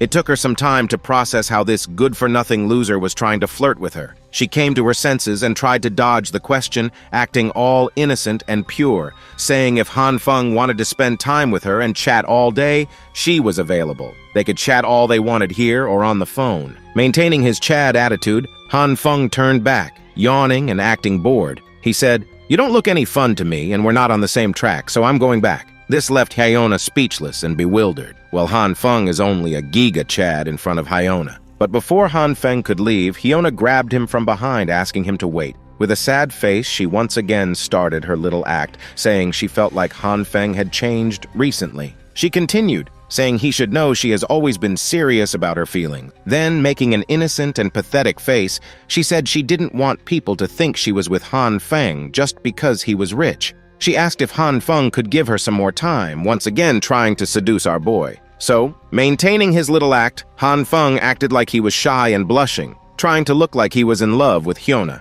But inside, he was really pissed. He didn't want to be near her for even 1 second. He had already died once because of this witch's act, and right now, he really wanted to tear off her ugly mask, but he didn't have any evidence. He also didn't know about the man who smashed his head, and then started smashing Hyona right in front of him when he was dying. But suddenly, he thought of something brilliant. He should just do as it was done in his past life and let Hyona bring the man to him again. This time, he would be prepared. So looking at her, Han Feng said he was just teasing her all this time. This left Hyona impressed with his response. Excited, Han Feng grabbed Hyona, saying he would definitely give his supplies to her. He promised to deliver his food supply to her room tomorrow. Hyona, hearing this, got really happy, saying Han Feng was the best. Turning around while waving goodbye, she said she would go home and wait for him eagerly. Our Giga Chad simply told her to be careful not to catch a cold, but as soon as she completely turned around, she revealed her witch personality with an evil smirk, thinking she had caught a big fish. On the other hand, Han Feng was also smirking. He was extremely happy, thinking about how he would take his sweet little revenge. The day passed, and the cold was more extreme than yesterday. The storm didn't stop but grew more fierce. Han Feng's phone continued to ring with Hyona's messages. She was asking how Han Feng was doing, and when he was going to deliver the food supplies he promised 2 days ago. Another message came asking why Han Feng was ignoring her and not replying to her messages. But our boy, well, his phone was lying beside him while he was enjoying a mouth-watering herb rice bowl with tender chicken breast. While everyone outside was dying of cold, the temperature in Han Feng's place was so high that he was drinking a cold drink with ice and enjoying his dish. As he took a bite of his meat, it almost melted in his mouth. He felt like he was in heaven. The temperature was just perfect with the cold drink and the warm meat and rice. While eating his meat, Han Feng explained, the numerous experiments over the past few days have confirmed 2 things for him. First, meat cannot grow indefinitely. No matter how much he tried, he was unable to make a full piece of meat grow any bigger. Han Feng had a flashback of when he was experimenting with meat growth and discovered that meat has a natural limit to its growth. It cannot expand endlessly. Second, he can make meat grow infinitely if certain criteria are met. Holding a piece of meat with chopsticks, Han Feng explained, previously he would use half of the harvested soybeans to grow new seedlings while the other half was consumed. This method ensured a continuous supply of soybeans. Now, even though he couldn't make the meat grow bigger, he discovered something. When he cut the meat into 2 pieces and then tried to grow them, the meat grew back to its original form into 1 full piece. So using this formula, he will have an infinite supply of soybeans and meat. Feeling like a genius, Han Feng was happy that with this method, he would never go hungry or run out of food supplies. Meanwhile, on the TV, the news reporter said, "Today is August 2nd, the 19th day of the snowstorm. I'm currently in the Maldives, 78 kilometers from the equator, and the average temperature here has already dropped to -42 degrees. The entire island is almost buried under snow, and seawater is freezing at such a fast speed that it can be seen with the naked eye. Experts have detected that the thickness of the ice layer has already reached 55 centimeters, and the current disastrous situation is almost the same in every country near the equator. Han Feng, in his pajamas, was holding a glass of red wine, taking small sips. He said, "Haha, the reality is far worse than what the media has reported." Suddenly, a shock wave startled him. It felt like a huge earthquake. The glass of wine shattered in his hand, spilling the contents. Han Feng immediately pushed back the curtain and stood by the window, looking out at the city, which was in chaos. Explosions could be seen in the distance. This was the 7th explosion in the past few days. What on earth is happening outside? Han Feng thought. But he had nothing to worry about, as he had infinite supplies, and on top of that, his room was fortified. Just then, a huge vibrating noise startled Han Feng. As he gazed up at the sky through the window, he saw multiple military helicopters flying. Han Feng was surprised as well as amused. It was his first time seeing military helicopters. He exclaimed, "Whoa, so many military helicopters." Although Han Feng was living a luxurious life, the same couldn't be said for the outside. Pulling the curtain back, Han Feng thought about how the war outside had caused a huge commotion among the residents. In the underground parking, residents were trading goods and supplies, but they were clearly not very happy. They were arguing for some reason. Some people were extorting huge amounts of money in return for supplies. Even the people who had donated half their supplies were being charged exorbitant amounts to get some supplies back. Because of this, a fight broke out, and people were clearly not happy. A man in a white jacket grabbed a man in a blue jacket, saying, "The guy with glasses," indicating Aizen, said all the supplies are free, so why are they charging money? He was furious. Meanwhile, Aizen, with a group of people and a clipboard, was distributing supplies, so it turned out only Aizen was giving free supplies.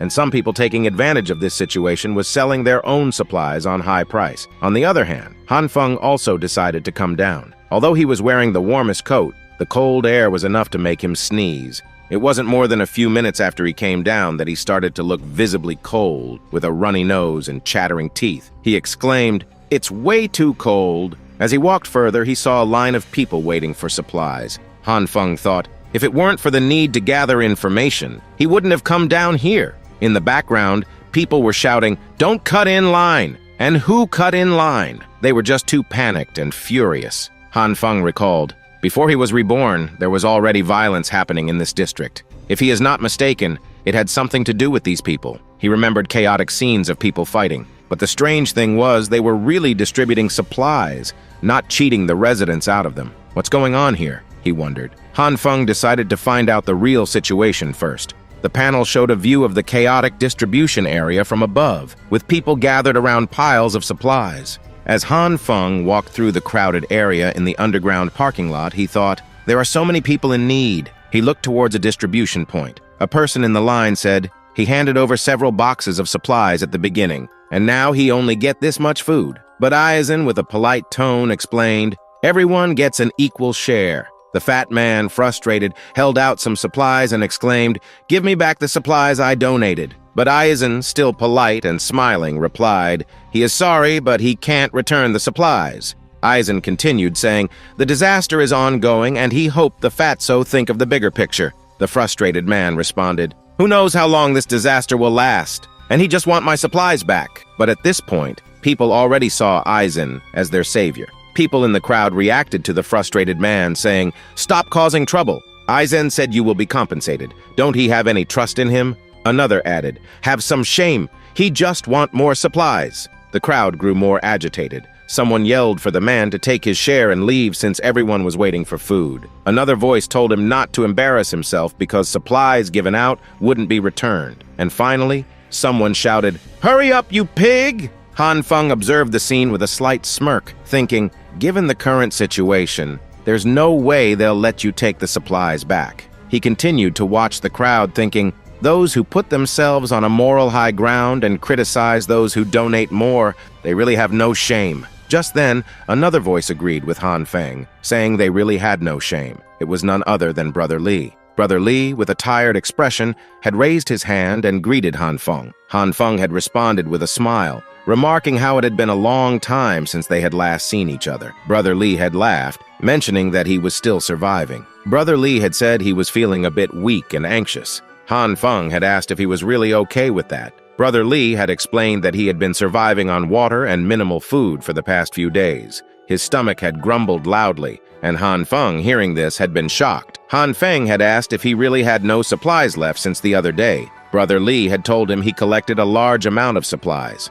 Brother Lee had explained that he had donated most of his supplies to the committee to help the neighbors back then. He had continued, saying that the stored food at home had run out and the disaster was still ongoing. When he had come back to the committee to ask for more supplies, they had denied him, and there he was. Brother Lee had been so weak that his skin was starting to shrink. He had continued, saying if he had known things would turn out like this, he wouldn't have given any supplies. Now, even if he made a scene to ask for his supplies back, people would start causing a commotion. Han Feng had listened to Brother Lee curiously. Then, with a grin, he had called out to Brother Lee, who had looked at him, curious. Han Feng had put his arm around Brother Lee and asked if he could help him with something. Brother Lee had responded, wondering what it was. Then Han Feng explained that he wanted Brother Lee to do something for him, and in return, he would give Brother Lee 4 packets of instant noodles. This had shocked Brother Lee. He had asked if Han Feng was really telling the truth. Han Feng had nodded, and then Brother Lee had started to cry, saying he would never forget Han Feng's kindness.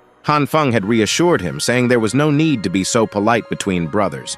Brother Lee grabbed Han Feng's shoulder, reassuring him not to worry. Still crying with joy, Brother Lee promised that the small request was on him. Han Feng thanked Brother Lee, mentioning that he could visit his house later to collect the food. Brother Lee agreed, saying he would finish his job of gathering information first, then come back for the supplies. With that, Brother Lee left. Han Feng, on the other hand, thought to himself that with a few packs of instant noodles and sausages, he would no longer need to personally gather information. Although Han Feng felt a bit guilty about taking advantage of Brother Lee, he thought that being comfortable at home, eating good food, and playing games was more important. But just then, someone called out to Han Feng, catching his attention. As he turned back, a flying slap came toward him. A woman in a red coat appeared and slapped Han Feng. It was none other than the witch Yahello finally showing her true colors. Han Feng was taken aback, wondering what had happened. The woman expressed her disappointment in him, saying Han Feng had really disappointed her too much. The sound of the slap was so loud that the entire basement echoed with it. Everyone turned to look at Han Feng and Yahello,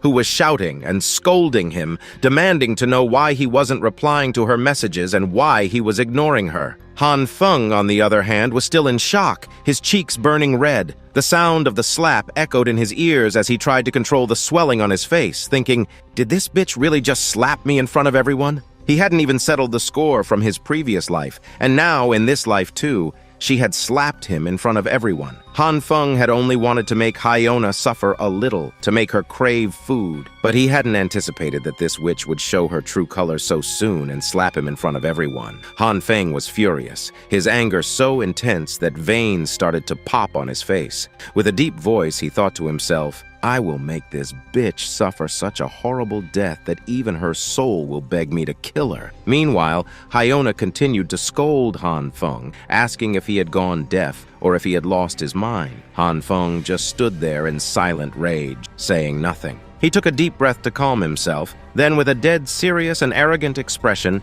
he apologized to Yahello, thinking the time has come to deep fry Yahello in hell. Han Feng began his revenge plan by explaining how he had brought resources for Yahello, but when he stepped out of his door, he realized he had forgotten his key inside. By the time he came back out, all the resources were gone. Yahello, with a desperate look, asked if Han Feng had found his resources afterward. Han Feng, still fuming, explained that he had been searching for them for 2-3 days, which was why he hadn't been able to reply to her messages. But sadly, he hadn't found the resources. Again, with a dead serious face and hope in her eyes, Yahello glared at Han Feng and asked if he still had any resources or food left. Han Feng, still holding his sore cheek, explained that he didn't have much food left. His resources would only last a few days if he ate just 1 meal per day. Hearing this, Yahello's demeanor shifted completely. With a kind and polite tone, she started laughing, saying, "That's great! Han Feng is such a good boy." Then, with determination written all over her face, she suggested that Han Feng could just split half of his resources with her and eat one meal every 2 days so they could both survive this disaster. She asked, with a manipulative sweetness, if he could do this for her. Han Feng hadn't expected such a shameless and selfish reply. He knew from his past life that Hyona could do anything for herself, but to be capable of saying such words after slapping him was unimaginable. But then Han Feng started laughing, as this exactly what he wanted, to see her desperate and helpless. In Hyona's eyes, Han Feng was just a tool to be used and discarded. But this was Han Feng's first step toward taking revenge on Hyona. Han Feng agreed, showing kindness and politeness, and told Hyona that since he had promised her the resources, he couldn't say no. He was ready to share half of his supplies with her. Hyona, with a polite smile, thanked Han Feng and told him to bring all the resources to her house that very night, and Han Feng agreed, saying he would bring everything over. As Hyona turned to leave, she told Han Feng to quickly go home and pack his resources. As soon as she turned her back, Han Feng waved his hand behind her with a dead, serious face, a smirk playing on his lips, thinking, "It's going to be a lot of fun tonight." As night fell, the temperature dropped even further, and a storm raged outside. Hyona sat at home, holding her phone, shivering as she kept messaging Han Feng, asking where he was and why he hadn't arrived yet. Despite sending over 50 messages, Han Feng didn't respond, driving Hyona into a rage. She cursed him, wondering if he was going to break his promise again, like last time. Frustrated, Hyona decided to go directly to Han Feng's house to get the resources herself. When Hyona stepped out, she found that the lift had frozen due to the cold and was no longer working. She had no choice but to take the stairs. As she climbed, the stairs, also frozen, were treacherous, and one wrong step could send her tumbling down. She was shivering, weakened from days without food, cursing Han Feng under her breath. She thought to herself that if it weren't for the resources, she would never have even looked at a beggar like Han Feng. Once she got the supplies, she wouldn't let him off the hook. As she continued to climb, her knees ached, and her body, freezing from the cold, began to give out. She had nearly reached the 16th floor where Han Feng lived when suddenly, the building's lights went out, plunging her into darkness. Hyona, a little scared, heard footsteps approaching. She looked up and asked, "Who's there?" But there was no reply. Suddenly, a black bag started falling from above. In the darkness, she couldn't see it until it was too late. With a bam, the black bag hit her. When the lights came back on, the contents of the bag had burst, covering Hyona in a sticky, foul-smelling substance. Her hair, body, and clothes were all ruined. At that moment, Han Feng came running down with 2 black plastic bags in his hand. He quickly apologized to Hyona, explaining that he had been tired and hungry, so he fell asleep, which was why he hadn't been replying to her messages. As soon as he saw her messages, he had rushed down, but the lights went out, and due to the ice on the stairs,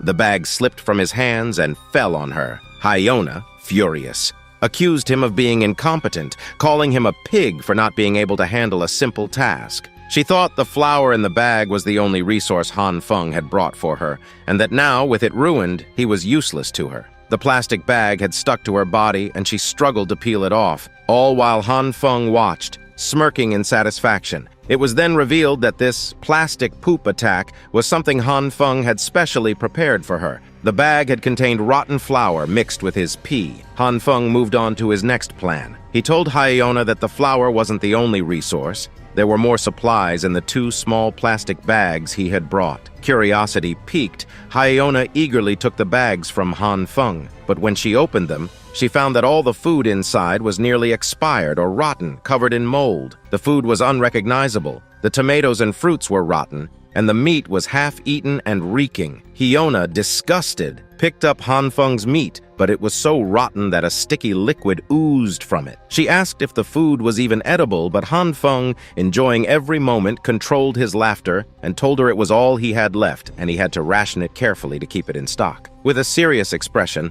Han Feng touched the plastic bag and offered to take it back if she found it too dirty, reminding her that he also had a shortage of food. But Hyona, desperate to survive, clutched the bag to her chest, insisting that she wanted it all. Han Feng couldn't help but enjoy seeing her so pathetic and helpless. Hyona held onto a half-eaten apple that Han Feng had thrown in the trash, staring at it with a greedy and excited look. She thought that the outside of the apple had turned black, but the inside should be fine if she peeled it with a knife. Han Feng, seeing her in such a desperate state, couldn't believe his eyes. Is this really the goddess that I was pursuing with all my might? He thought. All Han Feng had ever wanted was to be recognized by her, to be noticed by this woman he had once admired. But now, here she was, standing right in front of him like a beggar, covered in his pee, looking utterly disgusted. This was only the beginning, and Han Feng couldn't wait to see what he would do to Hyona next. The thought of what lay ahead brought a twisted smile to his face, knowing that the tables had finally turned in his favor. After that, Hyona took the other plastic bag from Han Feng, which contained some flour mixed with a little of Han Feng's pee. He mentioned that the flour was slightly spoiled, but Hyona didn't care. She took both plastic bags in her hands and started laughing happily, saying that even though the flour had a strange smell, it was still edible. Han Feng was extremely pleased, knowing she had no idea his pee was mixed in with the food she was so eagerly taking. As Hyona slowly made her way down the stairs laughing, Han Feng watched from above, thinking that the garbage he had given her should be enough to make her stomach sick for a few days. Satisfied, Han Feng happily turned around and headed back to his room, thinking that in such cold weather, all the water had likely frozen, meaning Hyona wouldn't be able to bathe. Once the flour dried on her body, the smell of his pee would become even more disgusting. He couldn't wait to see her in a day or two, but as soon as Han Feng reached his room, he heard footsteps approaching. He thought to himself, "Is Hyona going to try and kill me like last time after getting the resources?" His face turned dead serious as he pretended not to notice anyone and started walking normally. Then, hurriedly, he hid behind the corridor waiting for the person. Just then, he saw the shadow of the approaching figure. Han Feng took a deep breath, preparing himself. As soon as the person stepped inside, Han Feng, with all his might, grabbed the person's chest and slammed them into the floor. With a dead serious face, he raised his hand and shouted, "Do you have a death wish?" But when Han Feng looked up, his mouth dropped open. It was none other than a damn freaking Lo Li, a girl with glasses and a jacket, now lying on the floor with Han Feng sitting on top of her. By this time, Han Feng still couldn't figure out who this girl was. Even as he sat on top of her, holding her chest with a serious tone, he demanded to know, who is she? Why is she following him? What does she want? But the girl just kept staring at Han Feng, not saying a word. After sitting in this awkward position for what felt like an eternity, Han Feng started to feel uneasy. Why isn't this girl saying anything? He wondered. Frustrated, Han Feng raised his hands and threatened her, saying he would tear off all her clothes if she didn't talk. But even that threat didn't faze her. She just lay there, staring at him. Han Feng couldn't figure out what was going on. Is this another one of Hyona's tricks? He thought. Did Hyona send her? Han Feng was at a loss. Finally, he got up from on top of the girl and told her to stop following him. He advised her to go home quickly, stop playing pranks, or else something bad could happen to her. As Han Feng started to walk away, he suddenly felt someone grab him from behind. Turning around, he saw that the girl was holding onto his hand. Confused, Han Feng asked what she wanted, but the girl just kept staring at him. By now, Han Feng was getting seriously irritated. He shouted at her to stop glaring at him. He warned her that if she didn't say anything,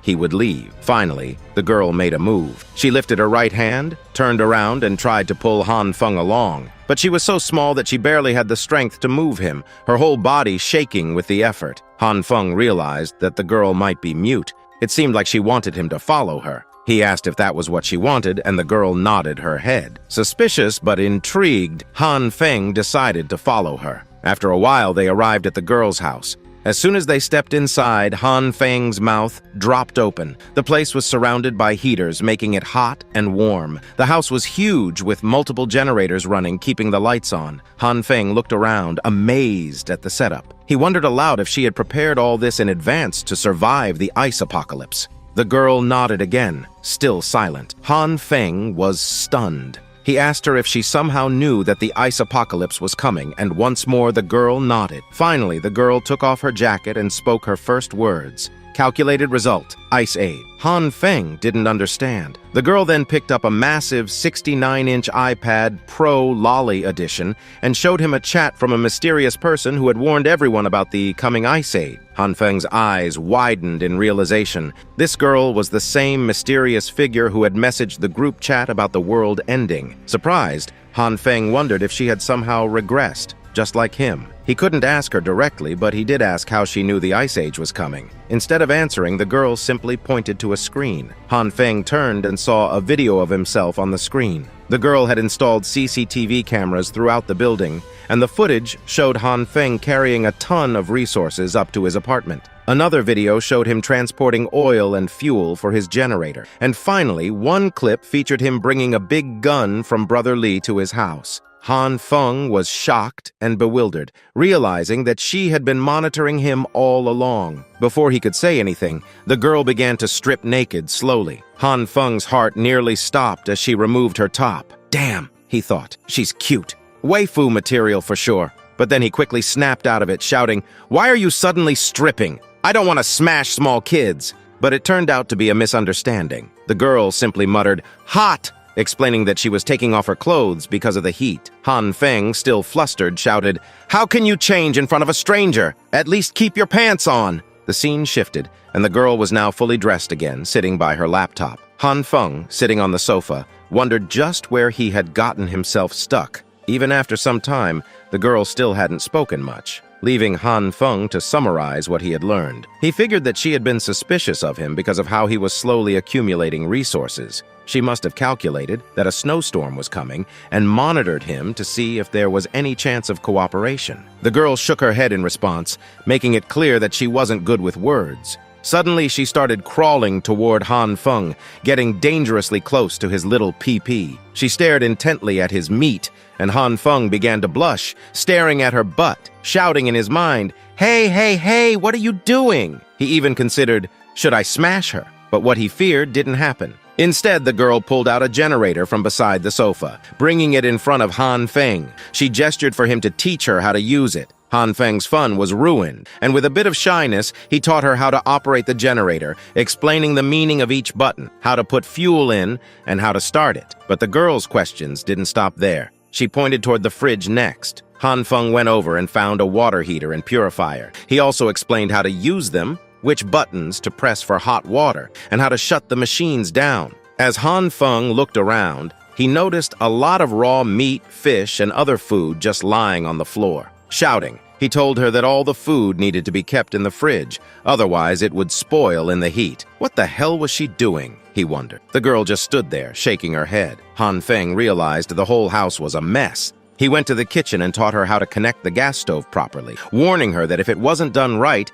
it could cause an explosion when she tried to cook. Realizing she didn't even know how to cook, Han Feng decided to make some egg-fried rice. He put all the ingredients into a bowl and left the rice to cook. Then, he taught the girl how to cook, showing her how to turn on the gas stove, how much oil to use, and how to control the flame to make the food taste better. The girl just stood next to him, observing everything. After a while, they had a table full of mouth-watering food. Han Feng told her to eat while the food was still hot. As they sat at the table, Han Feng grumbled to himself, "I feel like I've become a full-time nanny. Your ability to take care of yourself is too trashy." But the girl didn't understand, staring at him with a confused look. By this point, Han Feng had realized that this girl was literally an idiot. Worried, Han Feng also started eating. While eating, he told the girl that he had helped her as much as he could and that after finishing his meal, he would leave. But when Han Feng looked over at her, he saw that she had fallen asleep at the table. Han Feng sighed and gently picked her up, placing her on the sofa and covering her with a blanket. As he looked at her, he thought,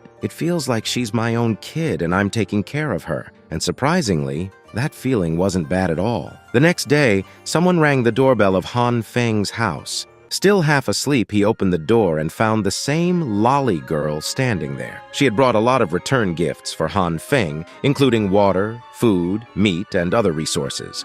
In a very cute and innocent voice, she said, "These are all for you, Han Feng." Han Feng immediately understood that she needed something in return. He asked her, "You need something, right?" The girl, who had brought a generator with her, asked Han Feng if he could teach her again how to use it. She explained that the buttons were too confusing and she hadn't been able to figure it out. Since yesterday, her house had been without electricity. Han Feng sighed and agreed, taking the generator back to the girl's house. After a few days of interacting with her, Han Feng confirmed that the girl living above him was, without a doubt, an idiot. She lacked basic general knowledge and would even change her clothes completely naked in front of him. Han Feng had to constantly remind her not to do that in front of a stranger. Not only that, but the girl didn't know how to cook either. Whenever she tried, she almost burned down her kitchen. The food she made was so bad that if anyone ate it, they would probably die from food poisoning the next day. The food was so bad that even a hungry dog wouldn't eat it. So,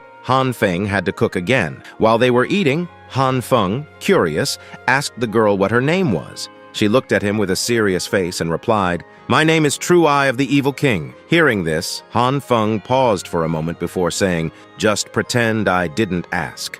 Meanwhile, in the basement, chaos had erupted. People had gone mad, and for resources, they had started killing each other. Everyone was climbing on top of one another, fighting just for a piece of bread. The basement was in absolute chaos. People were thirsty for each other's lives, killing one another like mad for just a small piece of bread. Someone was smashing another person's head with an iron rod, while another was bashing someone's skull with a brick. The entire floor was drenched in blood. A bloodstain splattered across Mr. Aizen's feet. He didn't flinch, didn't say a word, just stood there quietly, observing the madness. After a while, he turned on his mic and started screaming, "Hello, hello, mic testing, everyone calm down!" Mr. Aizen shouted so loudly that everyone's ears felt like they were about to burst. His voice was so piercing that everyone froze in their tracks. With dead serious eyes, Aizen asked the crowd, "Have you fought enough? Are you satisfied now?" He grabbed the head of an injured man and continued,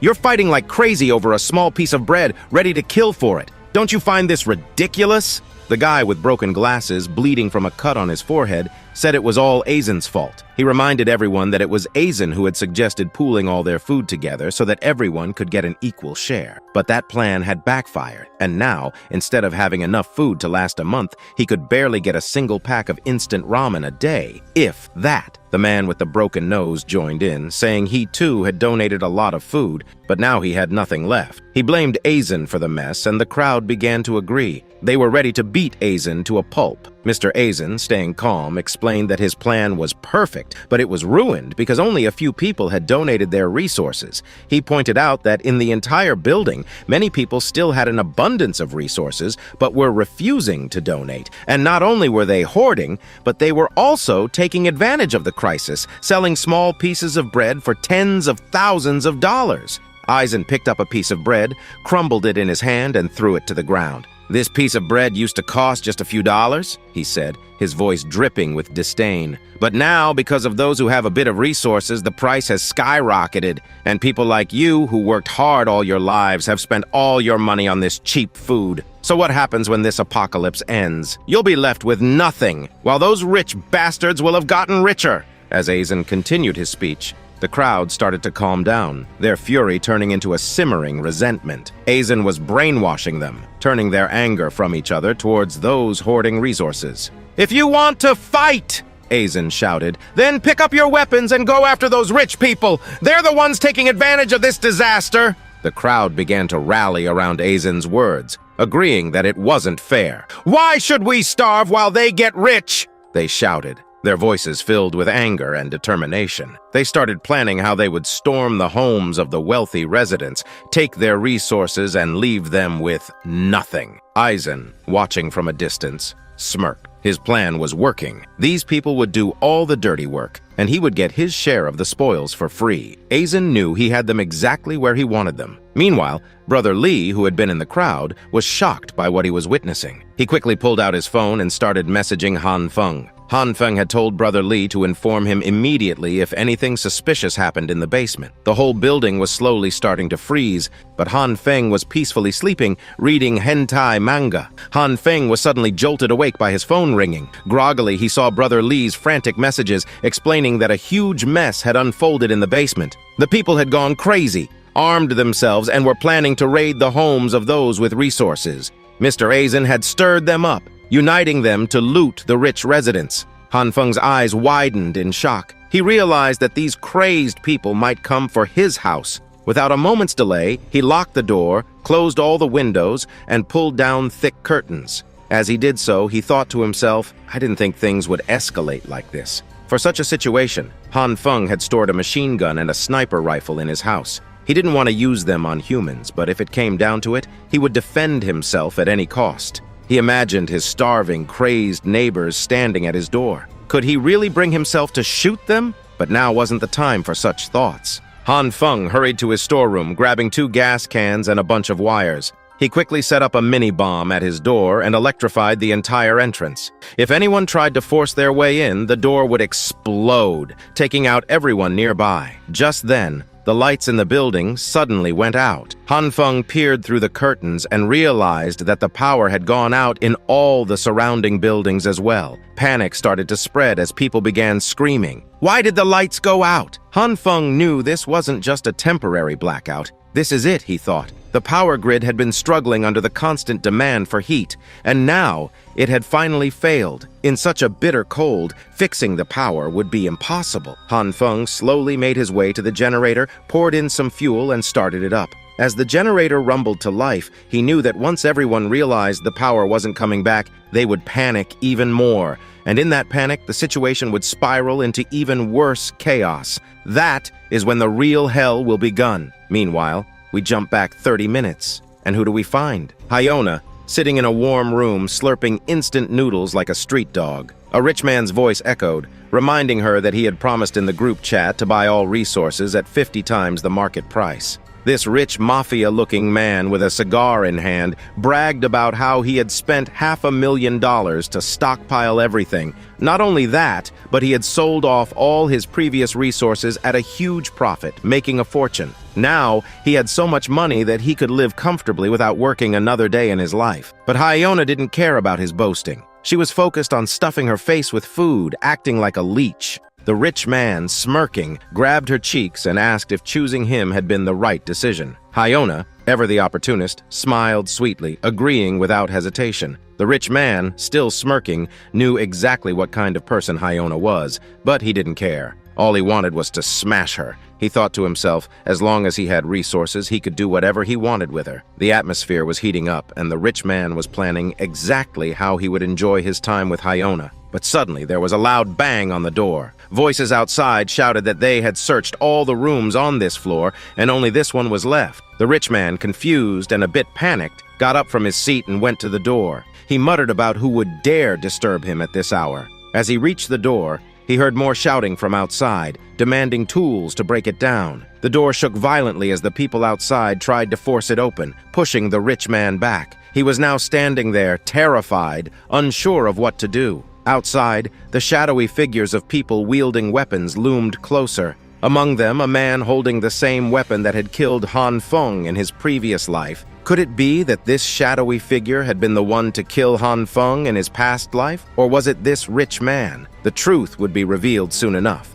Back in the present, Han Feng's place was a total mess. His machine gun was lying on the floor, garbage scattered everywhere. The heater was blasting, wires were tangled up all around, and Han Feng was struggling to install an electric circuit on his door. He was trying to rig it so that anyone who tried to force the door open from outside would get a nasty electric shock. But despite working on it for over half an hour, there was no power running through the circuit. Han Feng had followed all the instructions, connected all the wires correctly, but still nothing. Frustrated, Han Feng thought maybe he should swap the blue wire with the red one, and the red wire with the blue. As soon as he did that, bam! A small explosion went off right in front of Han Feng's face. Thankfully, he wasn't injured, just startled. Han Feng threw the wires down, coughing loudly, waving his hand to clear the smoke from the air. "Why is this so difficult?" he muttered to himself. "If only the internet was working, I could have figured this out with a tutorial." Just then, there was a knock at the door. Han Feng jumped, startled, and quickly peeked through the peephole.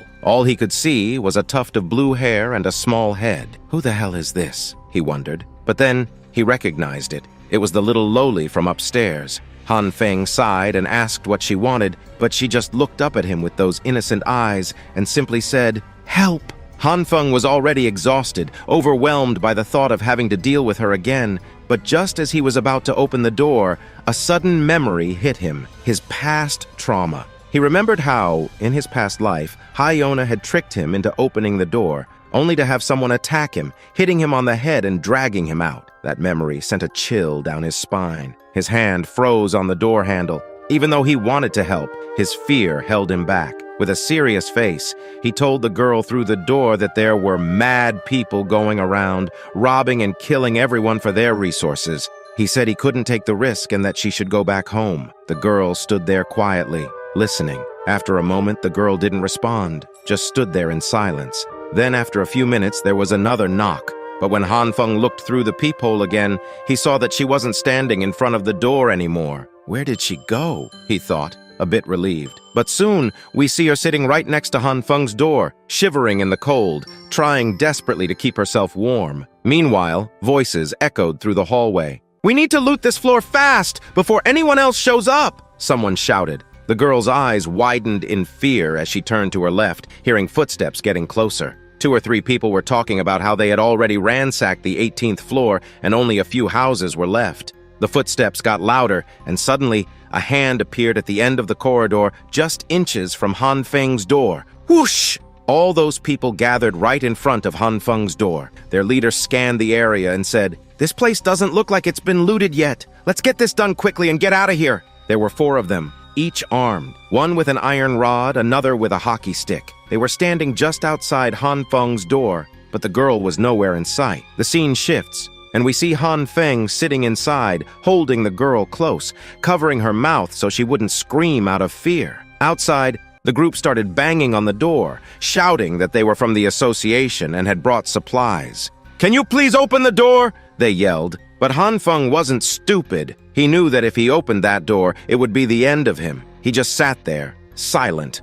hugging the girl tightly, holding his breath. Not hearing any response, the people outside began kicking the door, trying to break it down. The door shook violently, but even after 5 minutes of relentless kicking, it didn't budge. Han Feng looked down at the girl and whispered, "Don't worry, I reinforced the door. Even a military tank couldn't break it down." The girl didn't say anything, just sat there quietly, still shivering. 5 or 10 minutes passed, and the people outside were still trying to break in, focusing now on the door handle. They were desperate to break it, hoping to pry the whole door open, but they couldn't even manage to break the handle. Frustrated and confused, the intruders began shouting, "Why won't this door break?" Eventually, they decided to move on, marking Han Feng's room as a special one. They planned to come back later with more people and tools to break it down. Han Feng breathed a sigh of relief as they left. But then, a sudden realization hit him. He had pressed down on the loli's mouth so hard she might suffocate. Panicked, he quickly released her and started apologizing profusely.